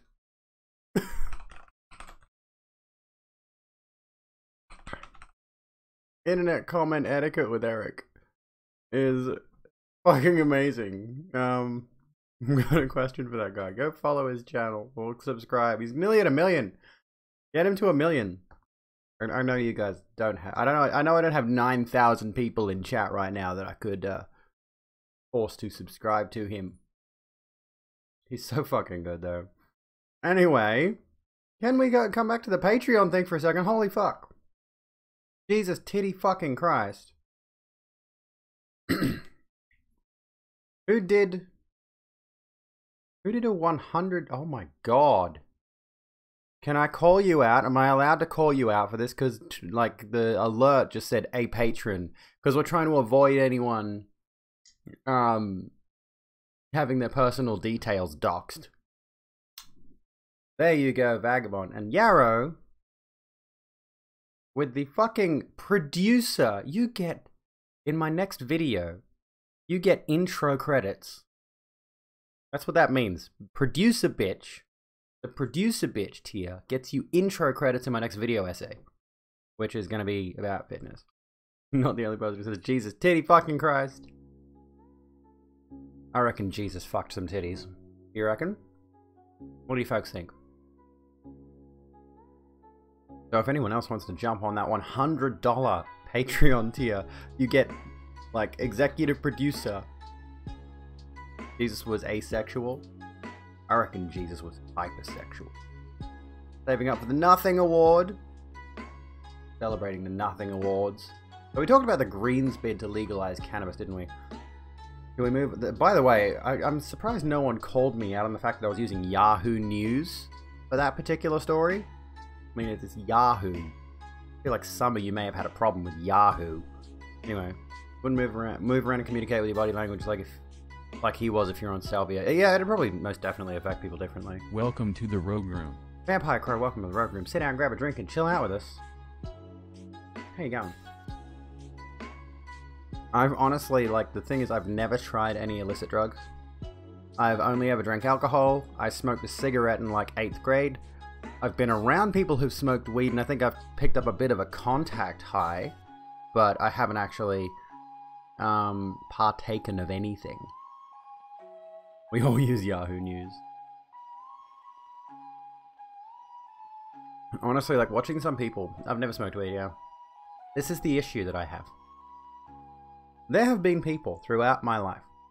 I've met a number of people who've come into my life and they've said, I smoke weed. How about we smoke some weed together sometime? And I'm like, yeah, sure, sounds great. And then they walk right out of my life and we never get around to it.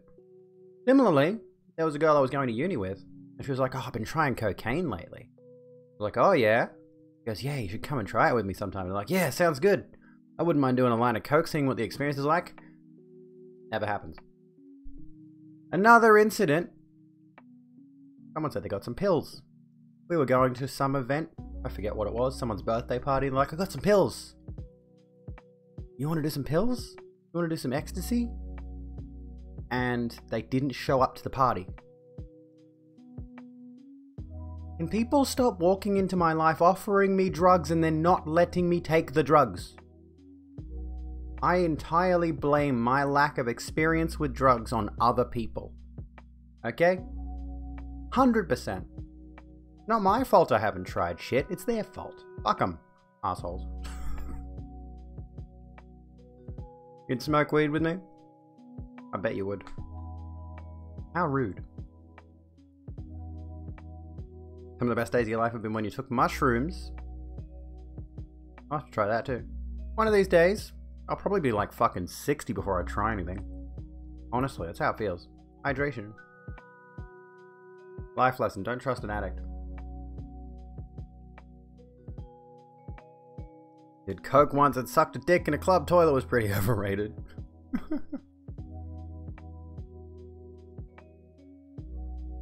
Had a weed cookie once. One of the hardest days of your life is when you took mushrooms. Why smoke weed when edibles are so delightful? Again, I haven't had the opportunity. And you know who else is not going to have the opportunity? Rush fucking Limbaugh. Dead. Am I allowed to just laugh at that? Can I just like cackle a little bit? Am I allowed to just like have a giggle at the fact that Rush Limbaugh is just dead? Rouge Limp Dick. Try a psychedelic like LSD or shrooms. Coke, you've done it. It was way too good. Don't do it. Okay. Why another Yahoo News article? Because it's what came up, honestly. And I scrolled through it and it's like, okay, it looks like it covers most of the bad shit. Like, let's just skim through. Like, Rush Limbaugh, for those who don't know, controversial U.S. radio personality and political commentator has died age 70. Sorry. Wife Catherine Adams announced his death on his radio show on Wednesday. He had been suffering lung cancer. Best known as the host of the long-running talk radio program The Rush Limbaugh Show. Actually, hang on a second. Let me just do something really quickly.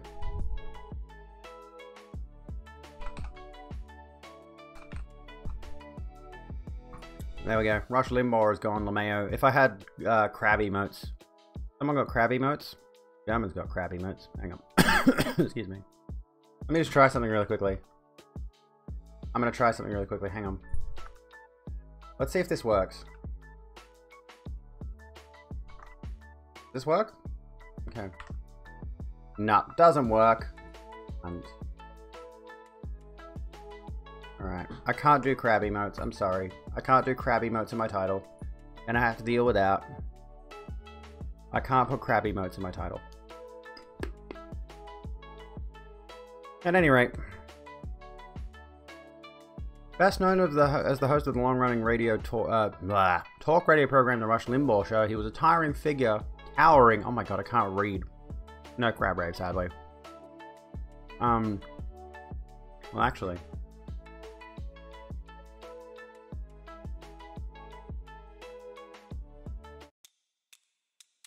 We'll turn it down just a little bit so you can just hear it while we read the story. 3 presidents appeared on his show, and he received the U.S. Presidential Medal of Freedom in 2020. But he was controversial as he was influential, accused of You are voicing now racist, one of sexist, us. and homophobic views throughout his career. Vagabond. Yarrow, thank you so kindly for gifting a sub to Vagabond. And to Laura Cad. Oh my god, you've given me so much money. I feel so guilty. You are now one of us. Thank you so kindly. As he was as controversial as he was influential, accused of voicing racist, sexist, and homophobic views throughout his career. The climate change denier peddled numerous conspiracy theories on the air, staunchly opposed immigration, and was a hardline advocate for the US exceptionalism. I'm tired of people putting down our president, the ordinary people making the world more right-wing. Are these related articles, or is this... Was that something else? No, that's something else. Okay. I thought those might have been related. I'll take a look at that in a moment, NBSP. He was a vocal supporter of President Donald Trump. Speaking on Fox News, Mr. Trump called the radio host irreplaceable. This is Crap Rave, by the way, by Noise Storm. Born in Missouri on the 12th of January 1951, Limbaugh first began working in radio at his local station when he was in high school. After graduating in 1969, noise, he started at Southeast Missouri State University, but dropped out and took his first job at a music radio station in Pennsylvania. Limbaugh initially struggled to succeed in broadcasting. He was fired from his first two jobs. He became the host of a public affairs talk show in Kansas City, but again lost his position. In 1979, he began working for the Kansas City Royals baseball team, blah blah blah, who fucking cares. Returned to radio in 1983, launching the Rush Limbaugh Show the following year in California. But the outspoken conservative only began to find widespread success after the Federal Communications Commission repealed its Fairness Doctrine in 1987, a regulation requiring US broadcasters to present both sides of a controversial opinion. Interesting. As the Wall Street Journal put it in 2005, the decision led to hyper-articulate conservative hosts opening their microphones to millions of hyper-angry conservative voters. So that's pretty fucking big. That's pretty fucking huge. In 1988, the show became nationally syndicated, broadcast live on hundreds of radio stations around the country. By 2020, it had attracted around 27 million listeners each week. The program and its host developed huge influence on the Republican Party and the US conservative movement. President George H.W. Bush appeared on the program during his re-election campaign in 1992, while his son appeared 6 times. Single decision is responsible for the mess modern news media is. Absolutely. Pretty sure he funded some conversion therapy bullshit too. I wouldn't be shocked. Limbaugh's controversial views frequently caused outrage. He drew strong criticism for his use of racial stereotypes on the show, including once claiming that all newspaper composite images of wanted criminals looked like civil rights activist Reverend Jesse Jackson. Holy fuck. He declared his opposition to LGBT rights and made derogatory remarks about victims of the HIV/AIDS epidemic. There was something here. AIDS update. True. Did Rush Limbaugh's AIDS update mock the deaths of gay people? Limbaugh would later say he regretted the segment as it made fun of people who were dying excruciating deaths, which the bitch just did, of lung cancer. I'm sorry, no sympathy for this cunt. Died at the age of 70 after a year-long battle with lung cancer. As conservative fans mourn the death of the radio pioneer, many on social media pointed to Limbaugh's history of making sexist, homophobic, and bigoted remarks. Limbaugh had a segment called AIDS Update, set to music where he mocked dying gay people, so I don't really want to hear about speaking ill of the dead today. Fucking get his ass. Get his fucking ass. He dismissed sexual consent and disparaged advocates of women's rights. Feminism was established so as to allow unattractive women access to the mainstream of society. Yarrow, oh my goodness. Thank you for gifting a sub. To Amy. Still don't know why that alert is in the wrong font. Thank you so much. Holy heck. He once wrote frequently dismissing women as feminazis. I remember that term. I remember that term making the rounds on social media. Was he the person who coined it? He also mocked consent rape police. I don't think I want to listen to that, honestly. I completely trust you, Pam. Honestly, I completely trust you. But I don't want to hear it, honestly. I don't want to listen to him saying that. And he voiced a number of lies and fringe theories to his listeners, claiming that President Barack Obama was not born in the US, denying the existence of man-made climate change, accusing environmentalists of deliberately causing the Gulf of Mexico oil spill in 2010, and arguing that the dangers of smoking had been exaggerated while the benefits dismissed. So he denied the negative effects of smoking and died of smoking-related cancer. What else did he say? Women still live longer than men because their lives are easier. Hello, Peter. How you doing? If any race of people should not have guilt about slavery, it's Caucasians. The white race has probably had fewer slaves and for a briefer period of time than any other in the history of the world. Everything in Africa is called AIDS. The reason they get aid money for... Oh my god. In February 2020, he claimed the coronavirus was the common cold and said it was being weaponized as yet another element to bring down Donald Trump. Mr. Trump awarded Limbaugh the Medal of Freedom, the highest civilian honor to recognize his decades of tireless devotion to our country. Came the day after Limbaugh announced he had advanced lung cancer. If I may say this right now. Rush Limbaugh is gone.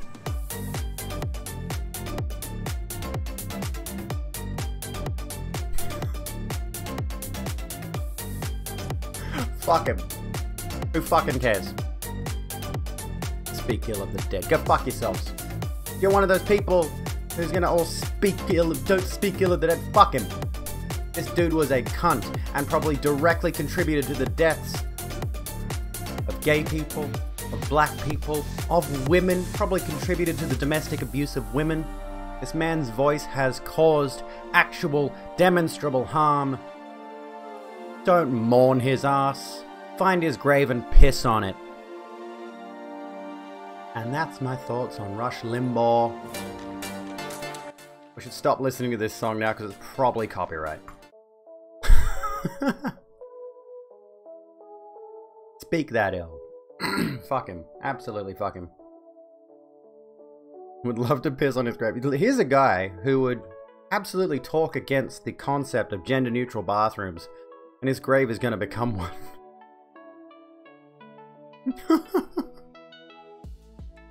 We're just back to angry industrial music. I'm going to chill with the lo-fi now that I've got that out of my system. Fuck Rush Limbaugh.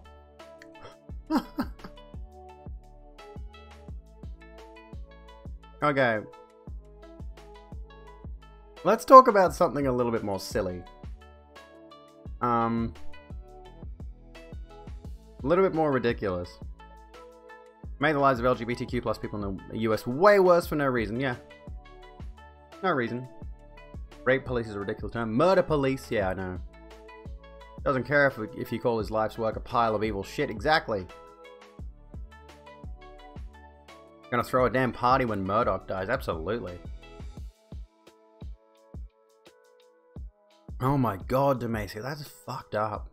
Hello, Pac-Man. How you doing? What's going on? Ah, I can't get my nuts in my mouth.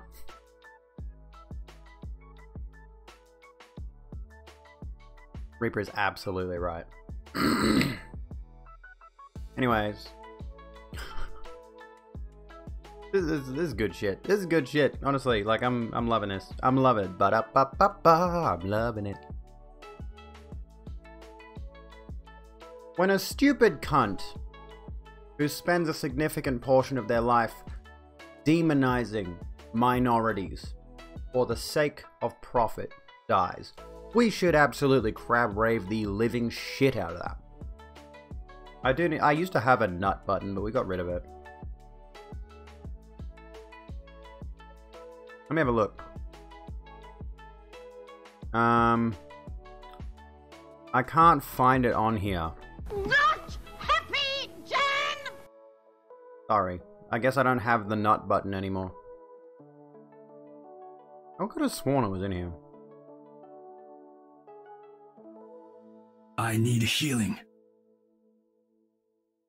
At any rate. Want to get food, but you can't be bothered fixing your car. Well, that is a problem, isn't it? Gotta have an other for hate to sell. Yeah, absolutely. And there's a lot of dumb, angry people who just absolutely want to have something to hate. That was the poll suggestion out of stock, is it? I didn't know that was a thing. Another round, on you. Now you can spell nutrition without the nut. You're not wrong, Draco. Thank you so kindly for those 100 bits. Rainbow. There you go, lovely. Solidly blue if the US passes voter reform. US government passes voter reforms. Actually, you know what? We're not going to do the silly story yet. We're going to go straight into this one. An opinion piece. I think this is an opinion piece. Republicans are working to rig every election from 2022 onwards. If Democrats don't pay attention, it'll happen. Thoughts on this? There are currently 165 separate pieces of legislation pending in 33 states to restrict access to the ballot. The 3 states with the most proposals, Arizona, Pennsylvania, and Georgia, were carried by Biden in 2020, but are Republican-controlled. There's I'm not sure what the election is in 2022. Is it like is it a congressional election? Midterms. Yeah, what do the midterms mean? What do the midterms mean? Can someone explain that to me? Assuming things don't go horribly wrong, which is what this could potentially be about, they're going to shift left. New Gen Z voters and current millennials will continue to shift left. Fingers crossed. Exams. This is hefty. We'll just do a few paragraphs. With Donald Trump's second impeachment trial in the rearview mirror, the Biden administration is moving forward with an aggressive legislative agenda. That starts with the relief from the coronavirus pandemic, but with the House poised to take action on a sweeping ethics and election reform package next month, current and former congressional staffers and experts are warning that legislation to strengthen democracy needs to be pursued with the same vigor as any infrastructure or stimulus package. Asking me to explain when you're taking... Well, okay, true. I actually genuinely don't know what the midterms do. And there's an election every 2 years in the US. Senate and House terms. I see you've brought Oh my goodness, guests. no comment check. Welcome, Raiders. friends. Hello, hello, hello. Based Cat Girl Raid, what's going on? Raiders, oh my goodness gracious me, how's it hanging? Welcome No comment to the check. I Rogue saw Room. you were live before. And I was going to swing by. What are we getting up to tonight? Give me a second so we can put it on party mode. How's it hanging? Welcome, Raiders. I unfortunately don't have... I've got smart lights, but I have to control them with my phone and my light strips with this thing. So I got to do everything manually. Regrettably. Free mango time. Sit down, grab a drink, and chill out with us here in the Rogue Room. Welcome, Raiders. What was going on tonight? Welcome to the Rogue Room. And no comment check. Welcome to the Rogue Room. Sit down, grab a drink, and chill out with us. What were you chatting about? Things are pretty backwards in Australia. We're upside down, that's why. Like, we're literally... Oh, whoops, wrong one. Excuse me while I muck up there. Can I do it? I don't know if I can do this. Aw, dang it. I'll just do this then. No, that's chat. I've just flipped chat. No, I didn't mean to do that. Okay. I want to flip Welcome me. to Okay, the I've just Rogue got to disable my little... no, fucking Christ. God damn it, dude. I'm trying to do a joke here. I'm trying to do a bit. There we go. We're in a proper Australian mode now. We're discussing the tragic passing of Rush Limbaugh. Dan Bolly, and welcome to the Rogue Room. Sit down, grab a drink, and chill out with us. I wasn't meant to be backwards. I was meant to be the right way up, which is this way. How's it going?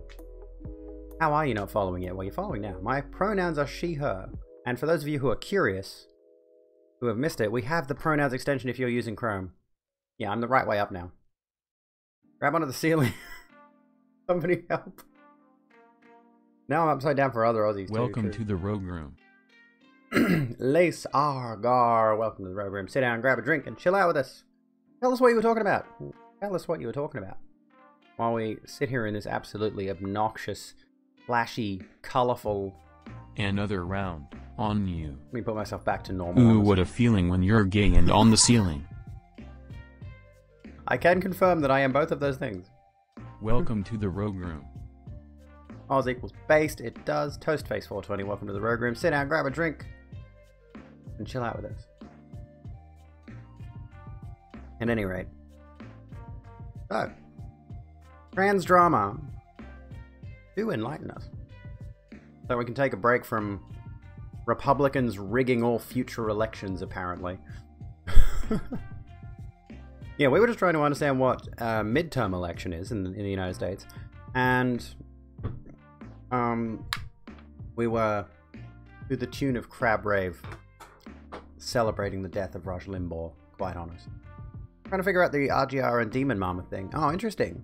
I did see something about that. I'm not quite, yeah, I might have to have a look at that. That sounds rather interesting.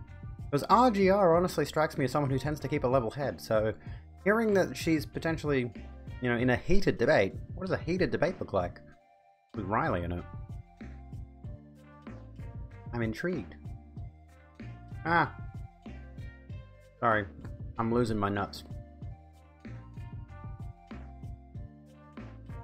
Channel 7 is basically liberal propaganda, but not as blatant as Sky News. Someone being transphobic, do you need to have a talk with them? Always. Bash transphobes. Did you even hear that? I feel like my filter probably filtered that whisper out. But what is the story with the RGR thing? What was the actual debate about? What was the discussion about? I haven't actually... Funny thing, I haven't actually touched on any... Oh, by the way, the suggest a poll thing, for whoever it was that asked, it's limit redemptions per user per stream to 1 so people don't spam it. Funnily enough, I don't think, aside from the Rush Limbaugh thing, I don't think we actually touched on any particularly queer-related topics tonight. It's rather interesting. Let me come back a second. Riley had been streaming for 7 hours. I think she was tired, to be honest. Well, that would make sense. What would I say to following journalists as opposed to following news orgs?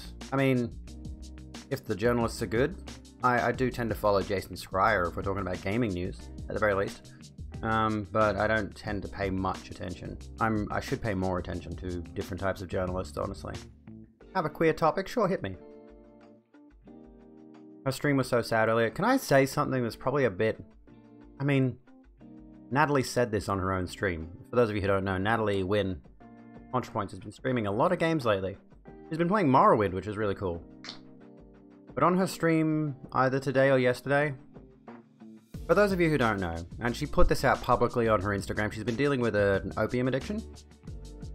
And she mentioned on her stream when she was playing Morrowind that the reason she's been streaming so much is to avoid doing opium. An interesting little, interesting way to cope, I suppose. Interesting way to deal with that kind of thing. Yeah, sad face. But hey, if it's working, if it's keeping her off it, good. It's helping her. I hope she can kick it too. Opioid addiction. Yeah, there you go. Riley does so much for trans rights, but she was getting dogpiled by Puritan politics. ContraPoints is expensive. She is. She's very, very bougie. I'm pulling for her too. She's great. She seems like a really good person to me. Honestly, like, yeah, it was like the beginning of the year. She posted an Instagram post, and she just literally admitted in dealing with, literally opium. Replacing an addiction with another isn't the best. Well, true, but I mean, playing Morrowind, I'd rather she play Morrowind than do opium. Her words, by the way, she literally said she's been doing opium. Not just opioids, but opium specifically. I for one love our Chinese overlords. Replacing one addiction with another is... Oh, I mentioned that. Game addicts are so elitist in their addiction. Oh, true. Suggestion is a bit higher up. Hang on, let me get back. It's all, can we talk about the J.K. Rowling situation? Oh, the separating art from artist thing. Yes, this is an interesting discussion to have. And yeah, video games are a much safer addiction, I would argue. There is definitely a factor of, severe addiction to video games that can lead to harmful outcomes. I was definitely addicted to video games in my youth, in my teenage years, and I had severe health effects from it. Poor diet, bad posture, severe depression. You know, playing nothing but World of Warcraft for 14 hours a day was deeply affecting me. At any rate, let's talk about this, like what Mammoth has brought up recently, or just a moment ago. Actually, you brought it up earlier in the stream. Good night, Fox. Have a good one. By the way, I saw your other message. Sorry. Everything's going off all at once. Have a good one, Fox. Separating art from artist. How's our thoughts on this? Let's do a poll. Let's start with a poll.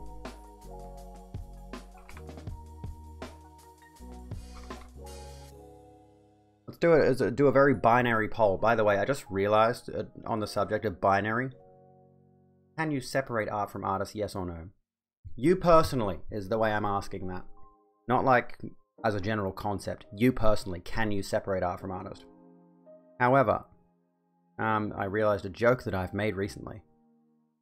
I didn't realize I made this joke, but I have recently announced that my bot, Mix Botwick, just Botwick. When you see the phrase Botwick, when you see the name Botwick crop up in chat, that's my bot. I've recently announced that Botwick is non-binary. I didn't realize the programming joke until today.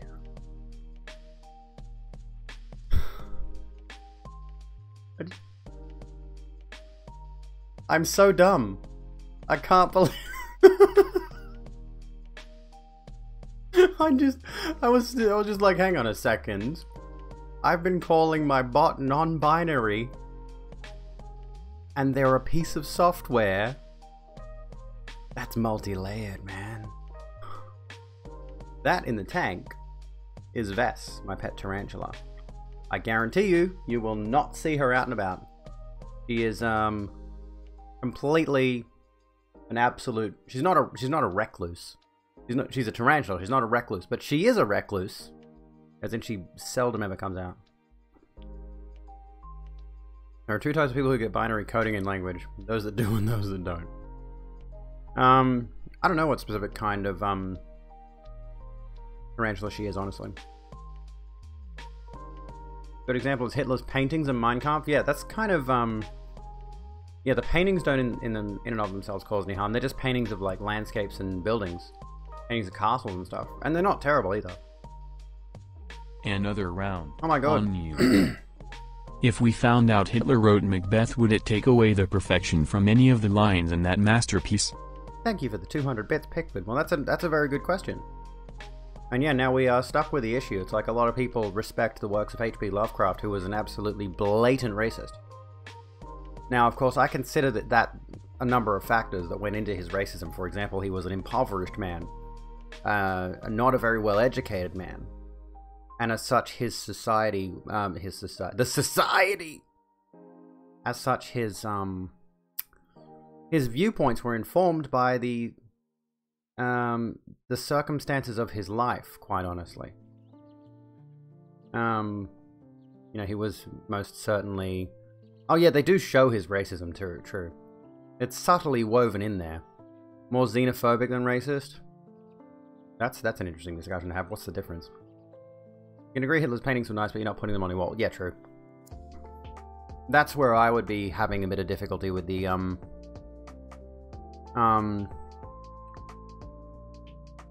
I would have a bit of a difficulty with, say, openly displaying J.K. Rowling's works, for example. But then, yeah, we do have to consider, you know, someone can create some good art. And don't get me wrong, like, for all the people that love Harry Potter, for example, there is a lot of problematic subtext in that series. Go Chang, goblins, the fact that Harry turns out to be a cop. Like, it's a fun fantasy world to escape into for a while until you start tearing it apart piece by piece. Very anti-Semitic subtext, yes. Like Morrissey. At least you can listen to the Smiths and not hear an anti-Muslim rant, but with JK you get it right in the face. He didn't name his cat, his father did, really? I mean, I dare say he would have agreed with it, though. Does Lovecraft's mental illness have a factor in his aberrant belief system? I would need to know what his mental illness was, specifically. When you like something before you had an issue with the artist, you can still enjoy it. But struggle with the things that they create afterwards. Still a generalization is it depends on what they've done and how bad it is or how awful you find their opinions. Very true. Very, very good point there. And yeah, Hermione is painted to be an annoying SJW even though she's very, very reasonable. Let's have a look. What have you linked to me, NBSP? Rail plow smashes through snow to clear tracks. A network rail train fitted with a snowplow was used to clear tracks near Huntley. Have a look.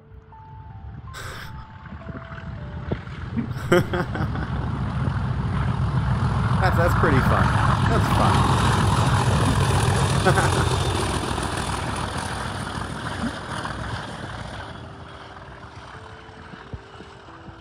What are our thoughts on the train that clears the snow? Excuse me. Train. H.P. Lovecraft. Search up H.P. Lovecraft, and one of the first results is cat name. Mentally unbalanced in the sense that he had suffered several nervous breakdowns early in his life, regarded himself as deformed, was diagnosed with psychosis when he was only 3 years old. Your opinion is that it's fine if you already have the art, then getting rid of it didn't affect them, so you can read it. Also, if they're dead, not profiting, you believe that at the end of the day, we create the art, not them. It's our imagination impacting and manipulating the world of the book. True. It's a fair point.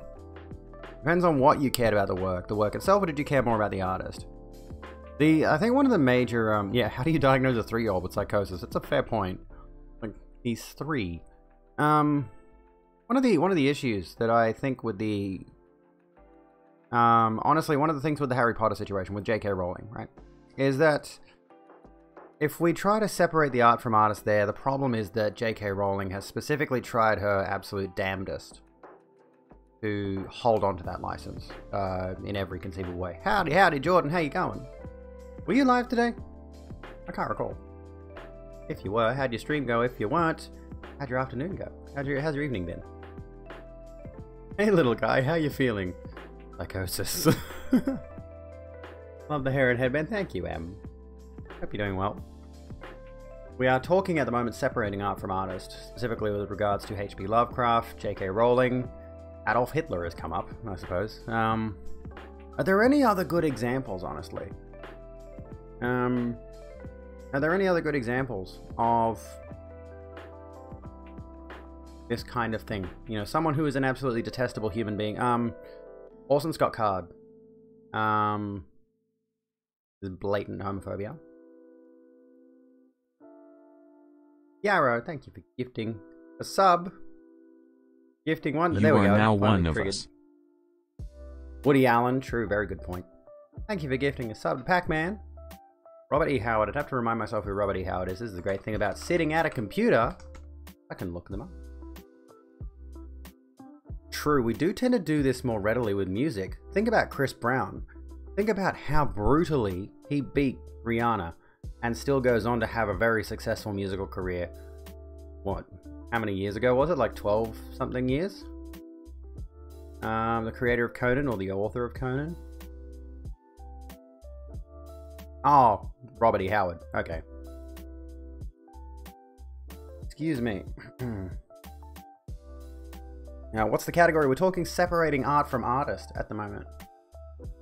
And we're looking at a number of different creators over time. Looking at a number of different artists over time who have created art and then later turned out to be absolute assholes or something of the like. Michael Jackson was a discussion I was having with Jacinta recently. Yeah, we've mentioned Hitler. Cosby's another good example. Cosby has, this is going to feel weird to say, but touched a lot of hearts over the years with numerous different works. And then, of course, with how detestable things became. David Bowie. David Bowie's an interesting one. Do explain. Curious. But yeah, Michael Jackson is that interesting example where there's so many different stories from so many different people who were close to Michael Jackson, where there's a bunch of different conflicting reports. Bowie slept with... Oh, great. That's not good, is it? That's a fat yikes, that is. A very large yike. Donald Trump has never created art in his life. He's created the opposite of art. Have you seen his buildings?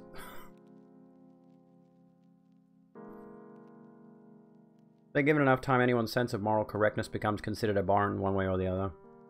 True. Marilyn Manson is one of the most recent ones. But the thing about Marilyn Manson is the writing has been on the wall for a long time with him, and it's only just recently hitting on a wide scale with the accusations. Like, everyone has kind of known Marilyn Manson, and far as I recall, Trent Reznor has been speaking out against Manson for a while now. Yeah, the writing's on the wall for a lot of people, true. Could we possibly say... not Robert Downey Jr., that's not who I'm thinking of. 2.5 Men bloke. Who kind of went off the rails. And onto the rails, if you know what I mean. Charlie Sheen, that's him.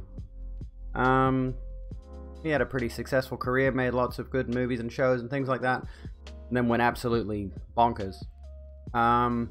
Arguably Bam Margera, although, quite frankly, the content and his downfall kind of go hand in hand. I feel like it was just a logical conclusion, and the death of Ryan Dunn severely affected him. Reaper, there you go. Didn't you already get one tonight? I thought you only did one per night. Bam Margera. I think Ryan Dunn's death hit Bam Margera severely hard in, like, a lot of ways. And the music just completely stopped. Oh yeah, as Yerum, and like, honestly, ContraPoints is another one where we could talk about. Specifically with regards to her video cancelling. Talks about, the use of the voice of Buck Angel in Opulence. Pissed off a lot of people. And there becomes the issue again of, what was I saying about not being able to get a partner? I just got rated. Okay, I just got rated. Don't cancel Natalie. Natalie's nice. You know why Natalie's nice? Because look at this smile. How can you cancel that? Look at... Oh my god. I fucking melted when this came across my Instagram feed. Look at that smile. Scotch Butternet, welcome to the Rogue Room. Sit down, grab a drink, and chill out with us. She's adorable. Can't cancel her. I won't let you. She really is pretty. But yeah, we can go back to this. Holy shit, by the way. We were just talking about how and honestly, this sort of speaks to... I think I need to put my hair up. The back of my neck is sweating. Smile of evil. Give me a second, actually. Yeah, I'm gonna do that.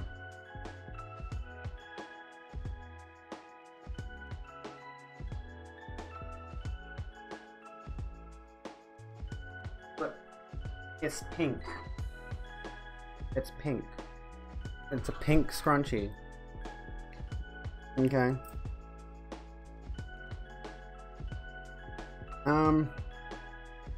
So, what are we saying? I think that's a bit different though. I think like the whole concept of cancelling someone has become a bit of a particular situation. A bit more of a, I mean, I've already mentioned several times, I don't agree with the concept of cancel culture. I think it's entirely welcome to the Rogue Room. Consequences. Crackety crack and welcome to the Rogue Room. Sit down, grab a drink and chill out with us. I think it's a bit of a different situation to, for example, to the separate art from artist thing. What are our thoughts? Like, if we're talking about the consequences of being cancelled, is that sort of the same vein, perhaps? This is how Sephora operates. Put on this concealer when you're out. And yes, Sammy, we won't be cancelling. You are very pretty. And Calgar, hello! Didn't even see you alive because you were a drunko. Feels. My hair looks good up in a pony, thank you. I've been getting good at like covering my atrocious widow's peak. Also, I like doing this with it. You already dipped your toe into Sia's latest track. You're weak. I mean, that's the that's the thing, right? It's like, again, it comes back to the Chris Brown thing, and there's no way anyone in this day and age doesn't know about what Chris Brown did. There's nut on the side of my mouth. And yet he's still able to produce music. There's a bunch of people, especially in the music industry, that have done absolutely reprehensible things. R. Kelly was brought up. You know, everything that came out about R. Kelly and then remixed to Ignition dropped. Who fucking cares? You know? This is why I kind of... this is one of the major reasons where I'm like, I don't give a fuck if anyone says they think they've been cancelled. Lil Dicky just exists. What is his deal? Musicians profit every time a song is played. He did eventually go to jail. I think so, yeah. Authors don't profit every time a book is read. Fair point. We still listen to their music, but so can we stop reading books? True. If you already own a copy of a book. I mean, very, very difficult conversation. I think we definitely can separate art from artists. But the finer details that go into what has the artist said, what has the artist done, does that affect you personally? Does that affect the people around you? Are you that invested in the art? I mean, how many times have you been to an art gallery and not known about the actual artists themselves? Welcome what if you to could the be Rogue Room. the Star Shine 1920? Welcome to the Rogue Room. Sit down, grab a drink, and chill out with us. Like, let's just say you go to an art museum and you look at all the different paintings there and sculptures, and you know nothing about those art. What if it found out that, you know, you really liked a certain sculpture? And it turns out that sculpture was sculpted by a rapist. Dan Harmon has regained your confidence? What did Dan Harmon do?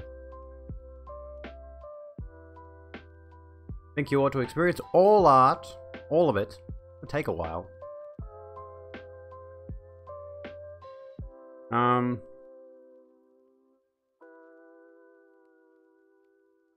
I don't want to get into the semantics of the rape discussion, quite frankly. I really am very uncomfortable with that entire subject. I was just using the point of, you know, someone could be someone reprehensible, and you might have consumed something of theirs that you didn't realize that person was a reprehensible person. Hard aspect of this issue is if you make some questionable comments years ago and then create a career in those comments are discovered. That was an interesting point brought up recently. Although it was brought up on Reddit in a very transphobic post, which I won't bring up. But yeah, like if you make comments 10 years ago and you actively change for those, versus if you are an artist who is now currently making specifically harmful statements or doing harmful things or has done harmful things and has shown no shift to change, has shown no trajectory to change.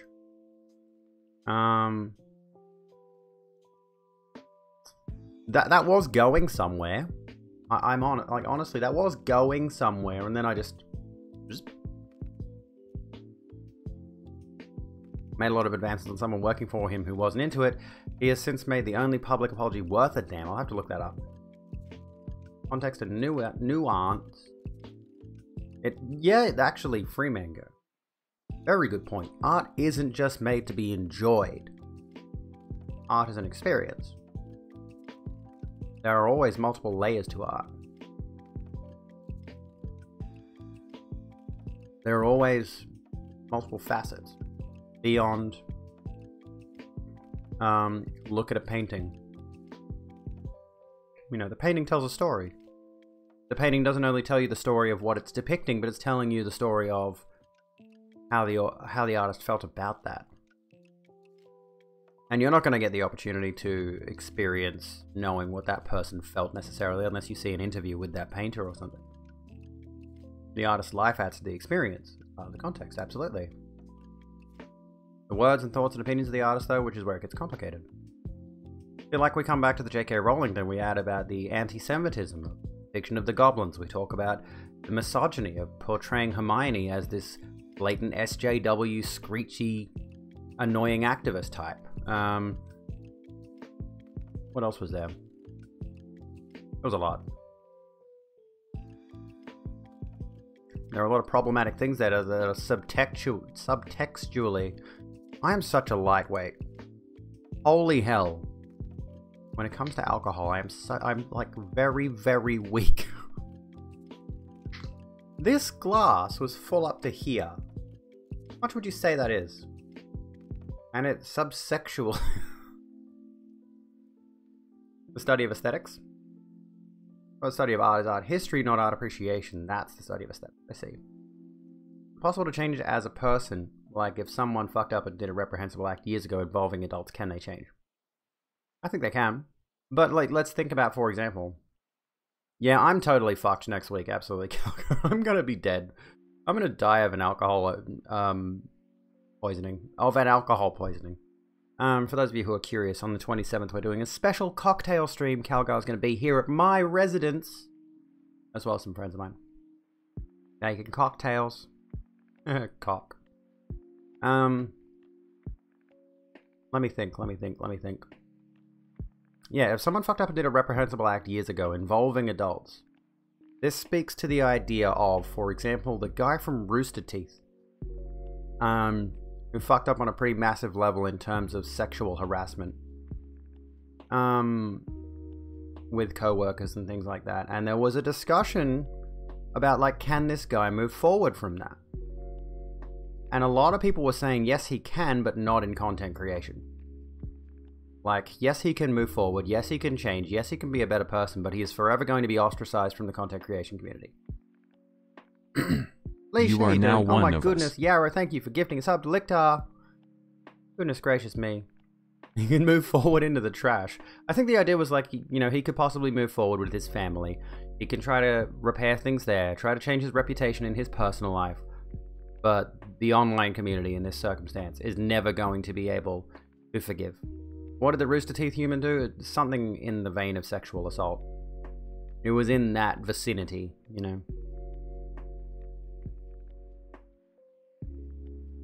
Alcoholism is great. 'Tis marvelous. Was it grooming? I think it may have been grooming, actually, yeah. Can you separate Hannibal Lecter from Buffalo Bill? In what way?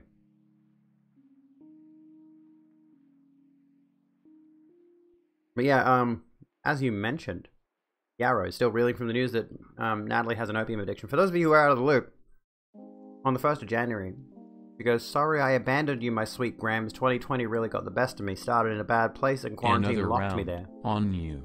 Yarrow. My heart is breaking for Natalie Wynn. We love her. Thank you for the 100 bits. Feels like I lost the whole year, first to emotional permafrost, then to being a goddamn junkie, literally opium. And like I mentioned, she's fucking gorgeous. She's goals. Look at her face. Look at, I want to pinch her cheeks. Anyway. But yeah, like I mentioned before, she mentioned on her stream that the reason she's been streaming so many games lately on her live channel, ContraPoints Live, is because it keeps her from getting on the opium. That's interesting as a coping mechanism, as a way to stave off addiction. Yeah, the core of this argument is the feeling of betrayal you undergo when an artist is revealed as unsavory. When their work connects with you, it becomes a personal experience, which is then You are now one of us. Yarrow, my goodness gracious me, thank you for gifting a sub. The Vampire Crow, I personally think, yeah, that's a very, very good point. Like, a lot of the art we consume, we do so because we like it. We read the books, we listen to the music, we watch the movies, we watch the TV shows. We start following a certain actor, for example. You know, if such and such appears in this movie, oh, I'm gonna go watch it, it's got him in it. But what if him turns out to be a massive flaming Nazi? You know? You've now developed this person. I mean, that leads into the whole discussion around parasocial relationships, right? You develop that that personal connection. 38 gifted subs. Holy shit! Oh my god! It's at the top of my chat. Holy heck! Inspiration behind the art is important. Not important to your personal. I mean, yeah, not the inspiration behind it, but having your own connections. Subscribe to an artist Patreon to look at their porn. Been obsessed with Tierra waxing her crazy smart and creative shoes. I'll have to give her a look. The thing that breaks your heart about Natalie is that you have to imagine the internet turning on her abusively contributed. Oh, absolutely, yes. That, when she's got that level of fame, when you are someone who's got that level of, you know, people looking at you, any kind of negative pressure is going to push you in a very dark direction. Yes, Black Lives Matter. Absolutely. I feel like it should be an unspoken rule. Yes, absolutely. 1v1 me Mecha Hitler.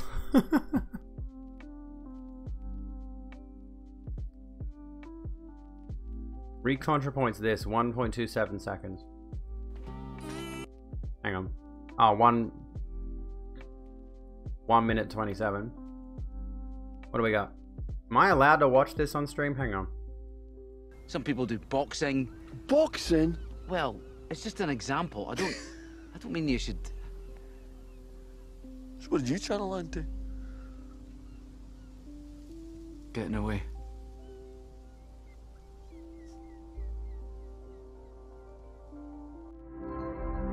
Alright. I think maybe I missed the point. Stream safe but it has music. I'm probably not going to watch that whole clip. Anyway.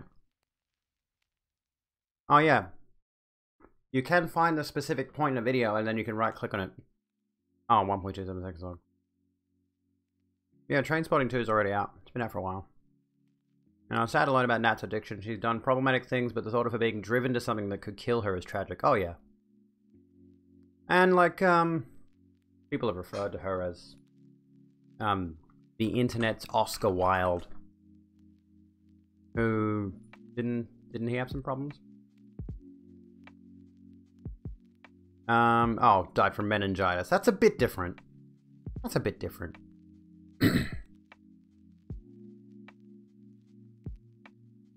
At any rate, I think we're not going to get to these other stories I had lined up for tonight.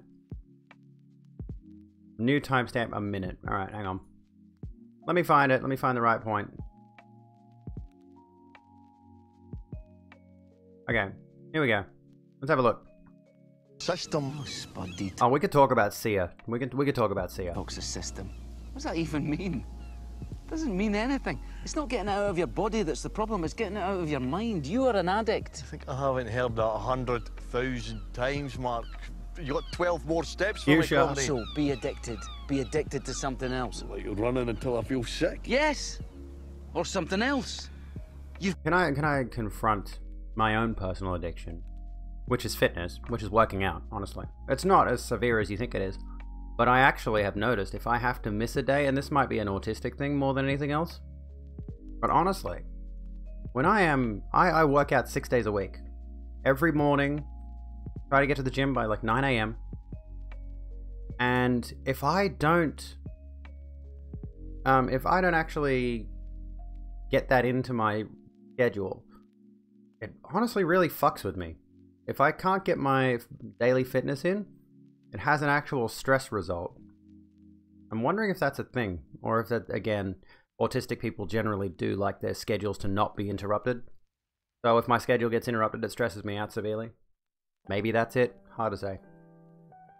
I think I get the point being made here. So she's a terrible human being, which is sad. It's probably an autistic thing. He was gay in the 1890s. Holy heck, that sounds pretty rough. Name of a musical that's gross autism representation. Yes, Thea made a movie called Music, which features Maddie Ziegler, a frequent collaborator of hers. And if I'm not mistaken, maybe goddaughter, it's hard to say. I haven't found any concrete sources on that. At any rate, she made the movie. She didn't cast any autistic actors in the movie. She didn't cast an autistic actress for the main actress, the main role, which is a severely autistic non-verbal character. And the actress Maddie Ziegler, who portrayed the character of Music, the character's name is actually Music, felt intense guilt at the fact that she was set to portray someone in such a stereotypically negative representation of autistic folks.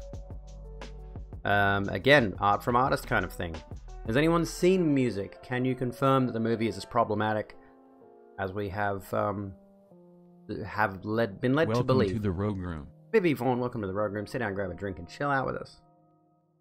I'm out of alcohol. Yarrow, you're gonna get You are me to now my one of unreasonable us. sub goal. Thank you so kindly. Gifting a sub to Connor. One of us.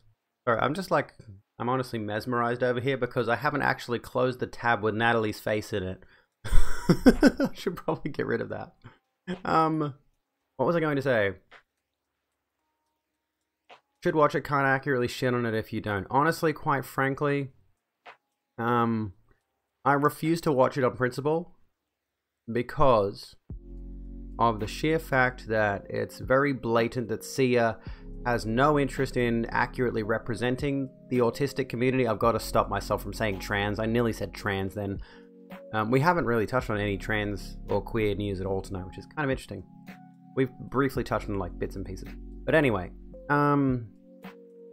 it's demonstrable to me that Sia has no interest in representing the autistic community in a positive light. Specifically with regards to the fact that when she was referring, when she was like trying to give her, not her audience, her production crew a confidence boost about the project, she started out by saying, okay folks, we're making this movie for the caregivers. Oh, and the autistic kids. That's basically what she said. She prioritized. We're making this movie for the caregivers.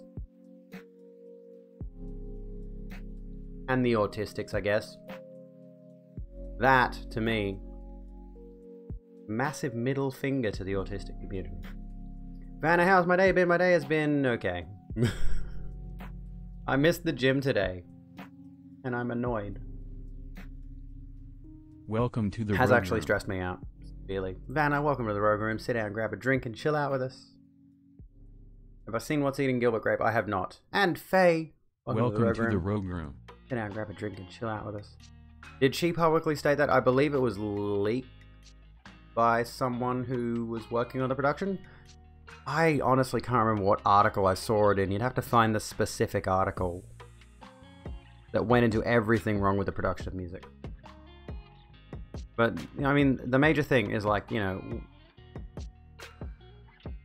in the same way you shouldn't cast, and this has happened routinely, in the same way you shouldn't cast a cis person to play a trans person. You shouldn't cast a non-autistic person to play an autistic person. I feel like that's just completely, honestly, it's very ableist in doing that. Surprised I have access to the news. What with Facebook banning the news? It's literally 1984. And yeah, there are more than enough autistic actors. There absolutely are. There are enough autistic actors out there that they could have found an actual autistic actress to play the role of music. But, oh, like here's a let's have a look here. Sia's music has a lower score than Cats on Rotten Tomatoes. Reviews have panned Sia's controversial film. Let me have a look.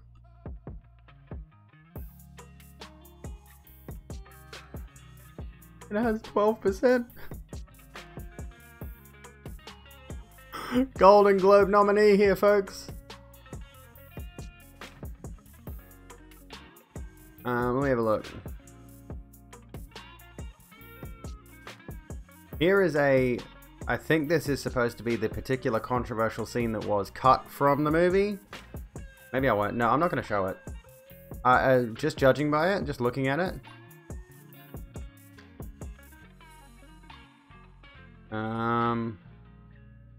No, it's not. Okay, so this might give you a bit of an inclination. It's not the scene. I'm not going to play the audio, but maybe you'll get an idea of, like, see, here's this non-autistic person. Like, do you get what's wrong with that?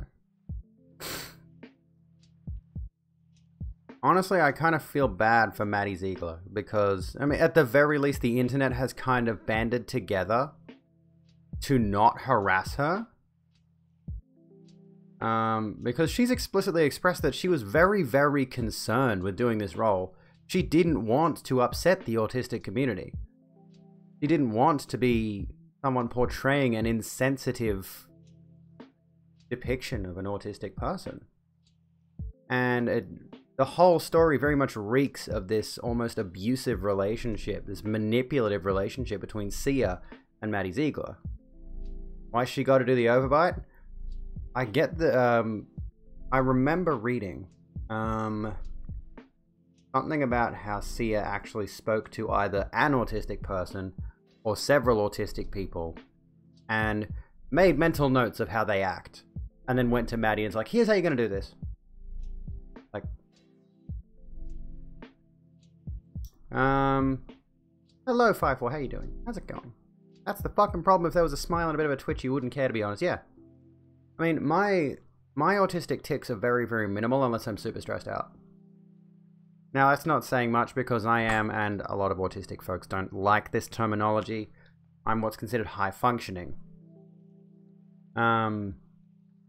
I think she's older than 14 now, but the movie's been in, it was recorded a couple of years ago. So she'd be a little bit older now, but still, don't harass her.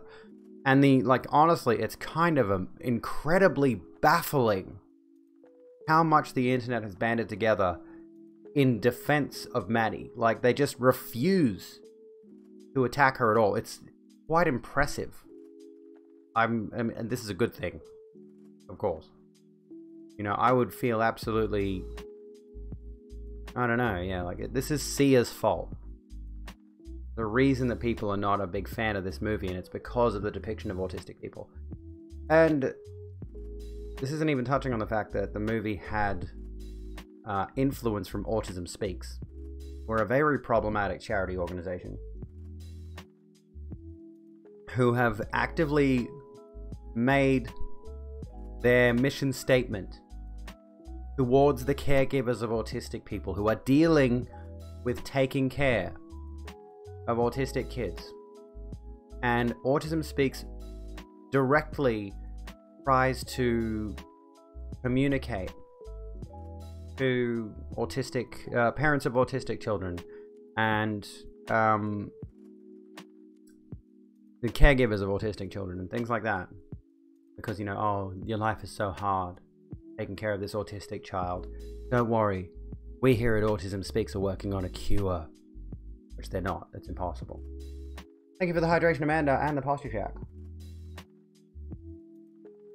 Autism Speaks is for autism the same way the LGB Alliance is for queer issues. Yes, the LGB Alliance is fucking disgusting.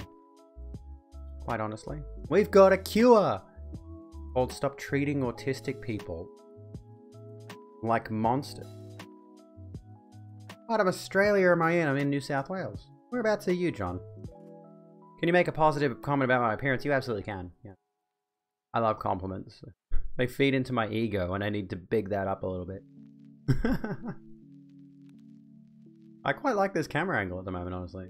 Briz Vegas, how's it treating you? Yeah, I don't use this camera angle a whole lot because it's kind of boring when contrasted with this one. This has got a lot more color pop, but it was nice. This is kind of quaint. This is better. Good than New South Wales. I look radiant every time I'm on stream. Thank you. It really shows how pretty you are. Thanks. I feel it's awkward. I appreciate the compliment. I really do. Another round on you. Positive comment. Abby has a gorgeous face, beautiful hair, and a lovely sense of style. Shut up. Feels good to feel confident in my appearance, honestly. I've, like my entire life, have hated the way I look. And now I'm like, I like how I look. Some people, yeah, I know that much. I know there are a lot of people who don't appreciate comments on their appearance, whether they're positive or negative. Which is tricky. You know, I don't want to seem like I'm the kind of person who fishes for compliments, but I do put quite a bit of effort into this makeup. And my cheekbones. I've gotten a lot of compliments on my cheekbones. Only issue with this camera angle is we don't see speakers from both sides of their face in me. True. Like, I like this angle just because it's different, you know? There's many streamers who do this angle sort of thing. Or rather, like, more centered. Like, down, like, this would be where my camera should be if it was, like, say, between my monitors. The eyeshadow's nice, you like it? No.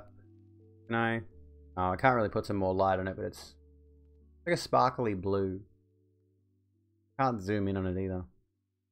I can do this. Like...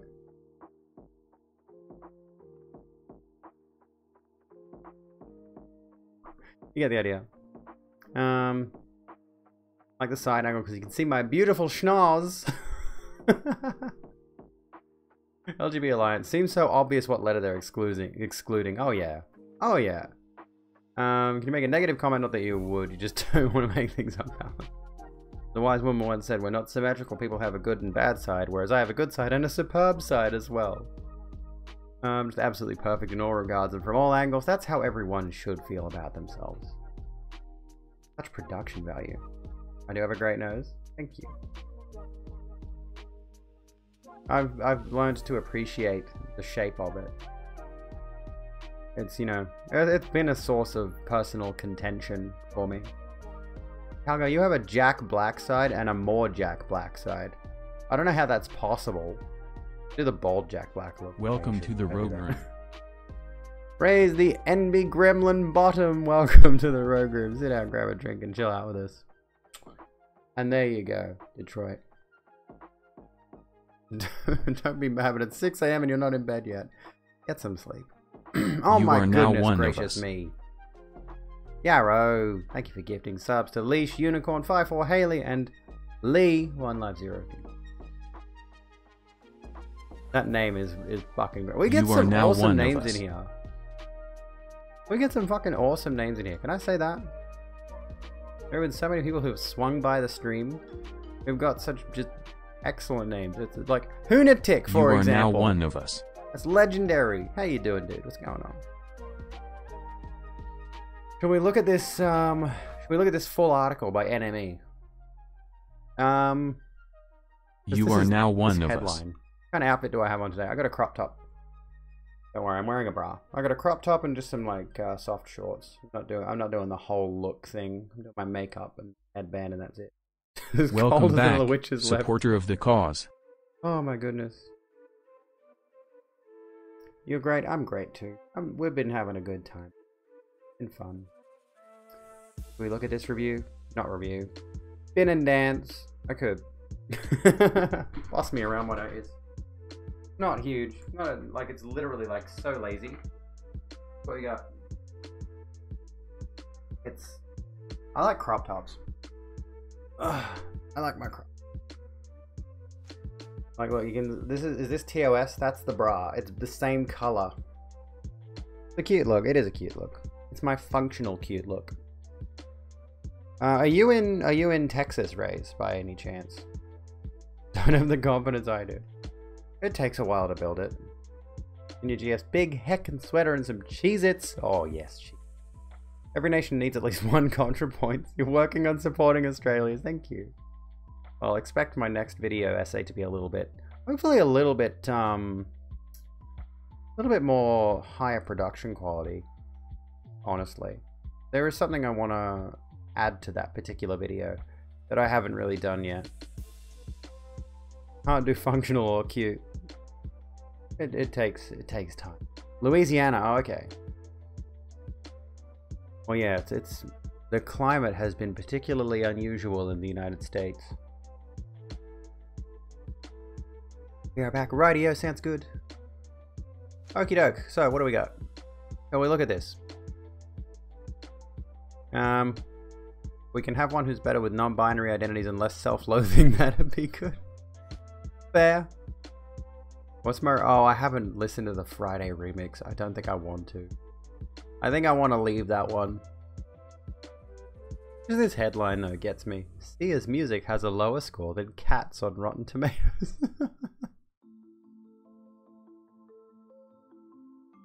Some dumbass told people if you close your eyes, it will go away. Wait, what? What do you mean? Totes hyperpop. Leave ContraPoints alone. He's great. Sia's controversial new film Music has landed a lower Rotten Tomatoes score than the panned 2019 movie Cats. I think Music is out. Oh, the climate change thing, yeah. The singer's film received backlash before its release this month, notably over the casting of neurotypical actor Maddie Ziegler as a non-verbal autistic character. Sia has also faced a backlash for how she has responded to criticism over the project, and a petition from autism rights activists who have the film cancelled have received over 20,000 signatures. Yeah, Cats was 2019. That's crazy, isn't it? I think it was late 2019, so it feels a lot closer than it was. Reviews have slated Music on the whole, with some critics calling it offensive and insulting. Cats caused COVID. At the time of writing, the film holds a 17% rating on Rotten Tomatoes, lower than Cats' 20%, and that's gone down to 12%. On Metacritic, the film has a Metascore of 25, indicating generally unfavorable reviews, and a user score of 6.6, while IMDb score currently stands at a 3.2 out of 10. Despite the critical mauling, Music received 2 Golden Globe nods during the recent nominations, though Sia has since apologized to the autism community and revealed that a disclaimer would appear before screenings. "I promise, have been listening," Sia said in his since deleted series of tweets. "The motion picture Music will, moving forward, have this warning at the head of the movie. Music in no way contains or... oh my god, I'm drunk as fuck. Good night, Emmy. Have a good one. Eyes are getting heavy. My eyes are getting heavy. I think it's about time that I call it shortly. Music in no way condones or recommends the use of restraint on autistic people." Neurotypicals like narcissistic but functioning. In the case of Sia, yes. Neurotypical is just people who are not autistic or not ADHD or... yeah, like neurodivergent folks have a... any particular... well, neurodivergence, basically. It's a very complicated thing to talk about because I personally feel like no one is technically normal, but there are a number of things that neurodivergent people do not typically experience that NTs, neurotypicals, do experience in a social sense. It isn't typical at all, yeah. And yeah, what is normal? It's a very complicated issue. But basically, as far as I know, like, let's just quickly have a quick Gizoogle. Define neurodivergent, differing in mental or neurological function from what is considered typical or normal, frequently used with reference to autism spectrum disorders, not neurotypical. So that gives you the basic idea. There are people who are very, very functional in society, who are... neurotypical people don't say Gizoogle.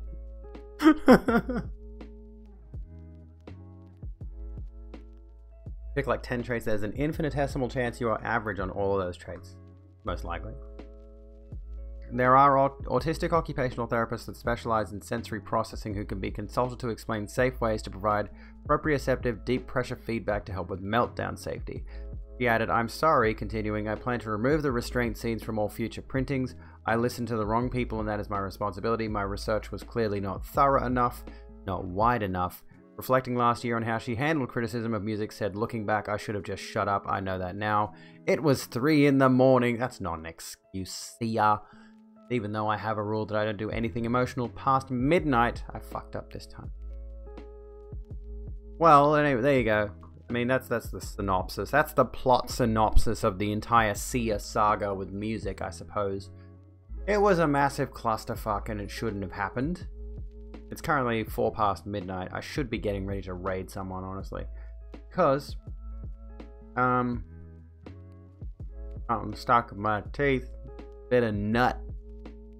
Folks, I got a bit of nut stuck in my teeth. Sleepy isn't an excuse for being wrong. Drunk is. I never have a bad take. Okay, let's be honest. I never have a bad take. Even when I'm completely fucked up. Vagabond. There you go. So oh, hang on. Kind of just spoiled what we would. Alright, so. How's about we go and say hello to someone? I'm just going to check who's live really quickly. Yeah, alright. Here's where we're going. Everyone's playing Valheim recently. And honestly, it looks kind of interesting, and I am tempted to give it a go. It's very interesting that it's got this distinctly pixelated yet everything is like 3D modeled art style. I don't know what the deal is with the art style in this, unless it's like in development or something. It's at any rate, yeah, it really blew up out of nowhere. There's a tendency for certain games like this to blow up on Twitch. I may give it a go at some point. It looks like Conan but Vikings. It's set in this Viking purgatory kind of situation. At any rate, if you folks are at all interested, please follow me on Twitter, Instagram, and YouTube. There's the link to the YouTube. Gotta go get money out for illicit Class B drugs. Why is weed a Class B drug? I don't know. I had one of your TikTok videos in which was sitting on your girlfriend's lap and giving Karen the finger taken down for harassment. Enjoyed the stream, enjoyed the chat. Appreciate you being here, folks. You've all been really lovely and delightful and friendly.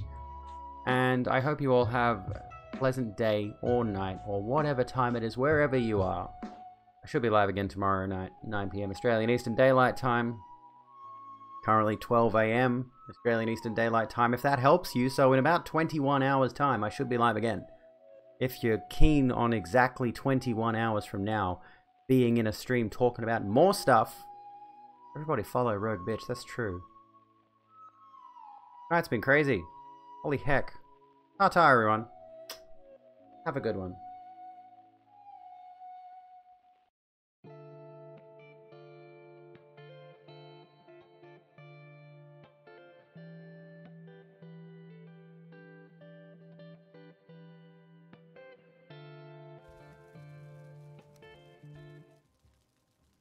Little decorational chest. Gotta love it. No, Rogue! It's so late. Why are you doing this to me? How could this happen to me? I thought we were friends. I thought we were friends.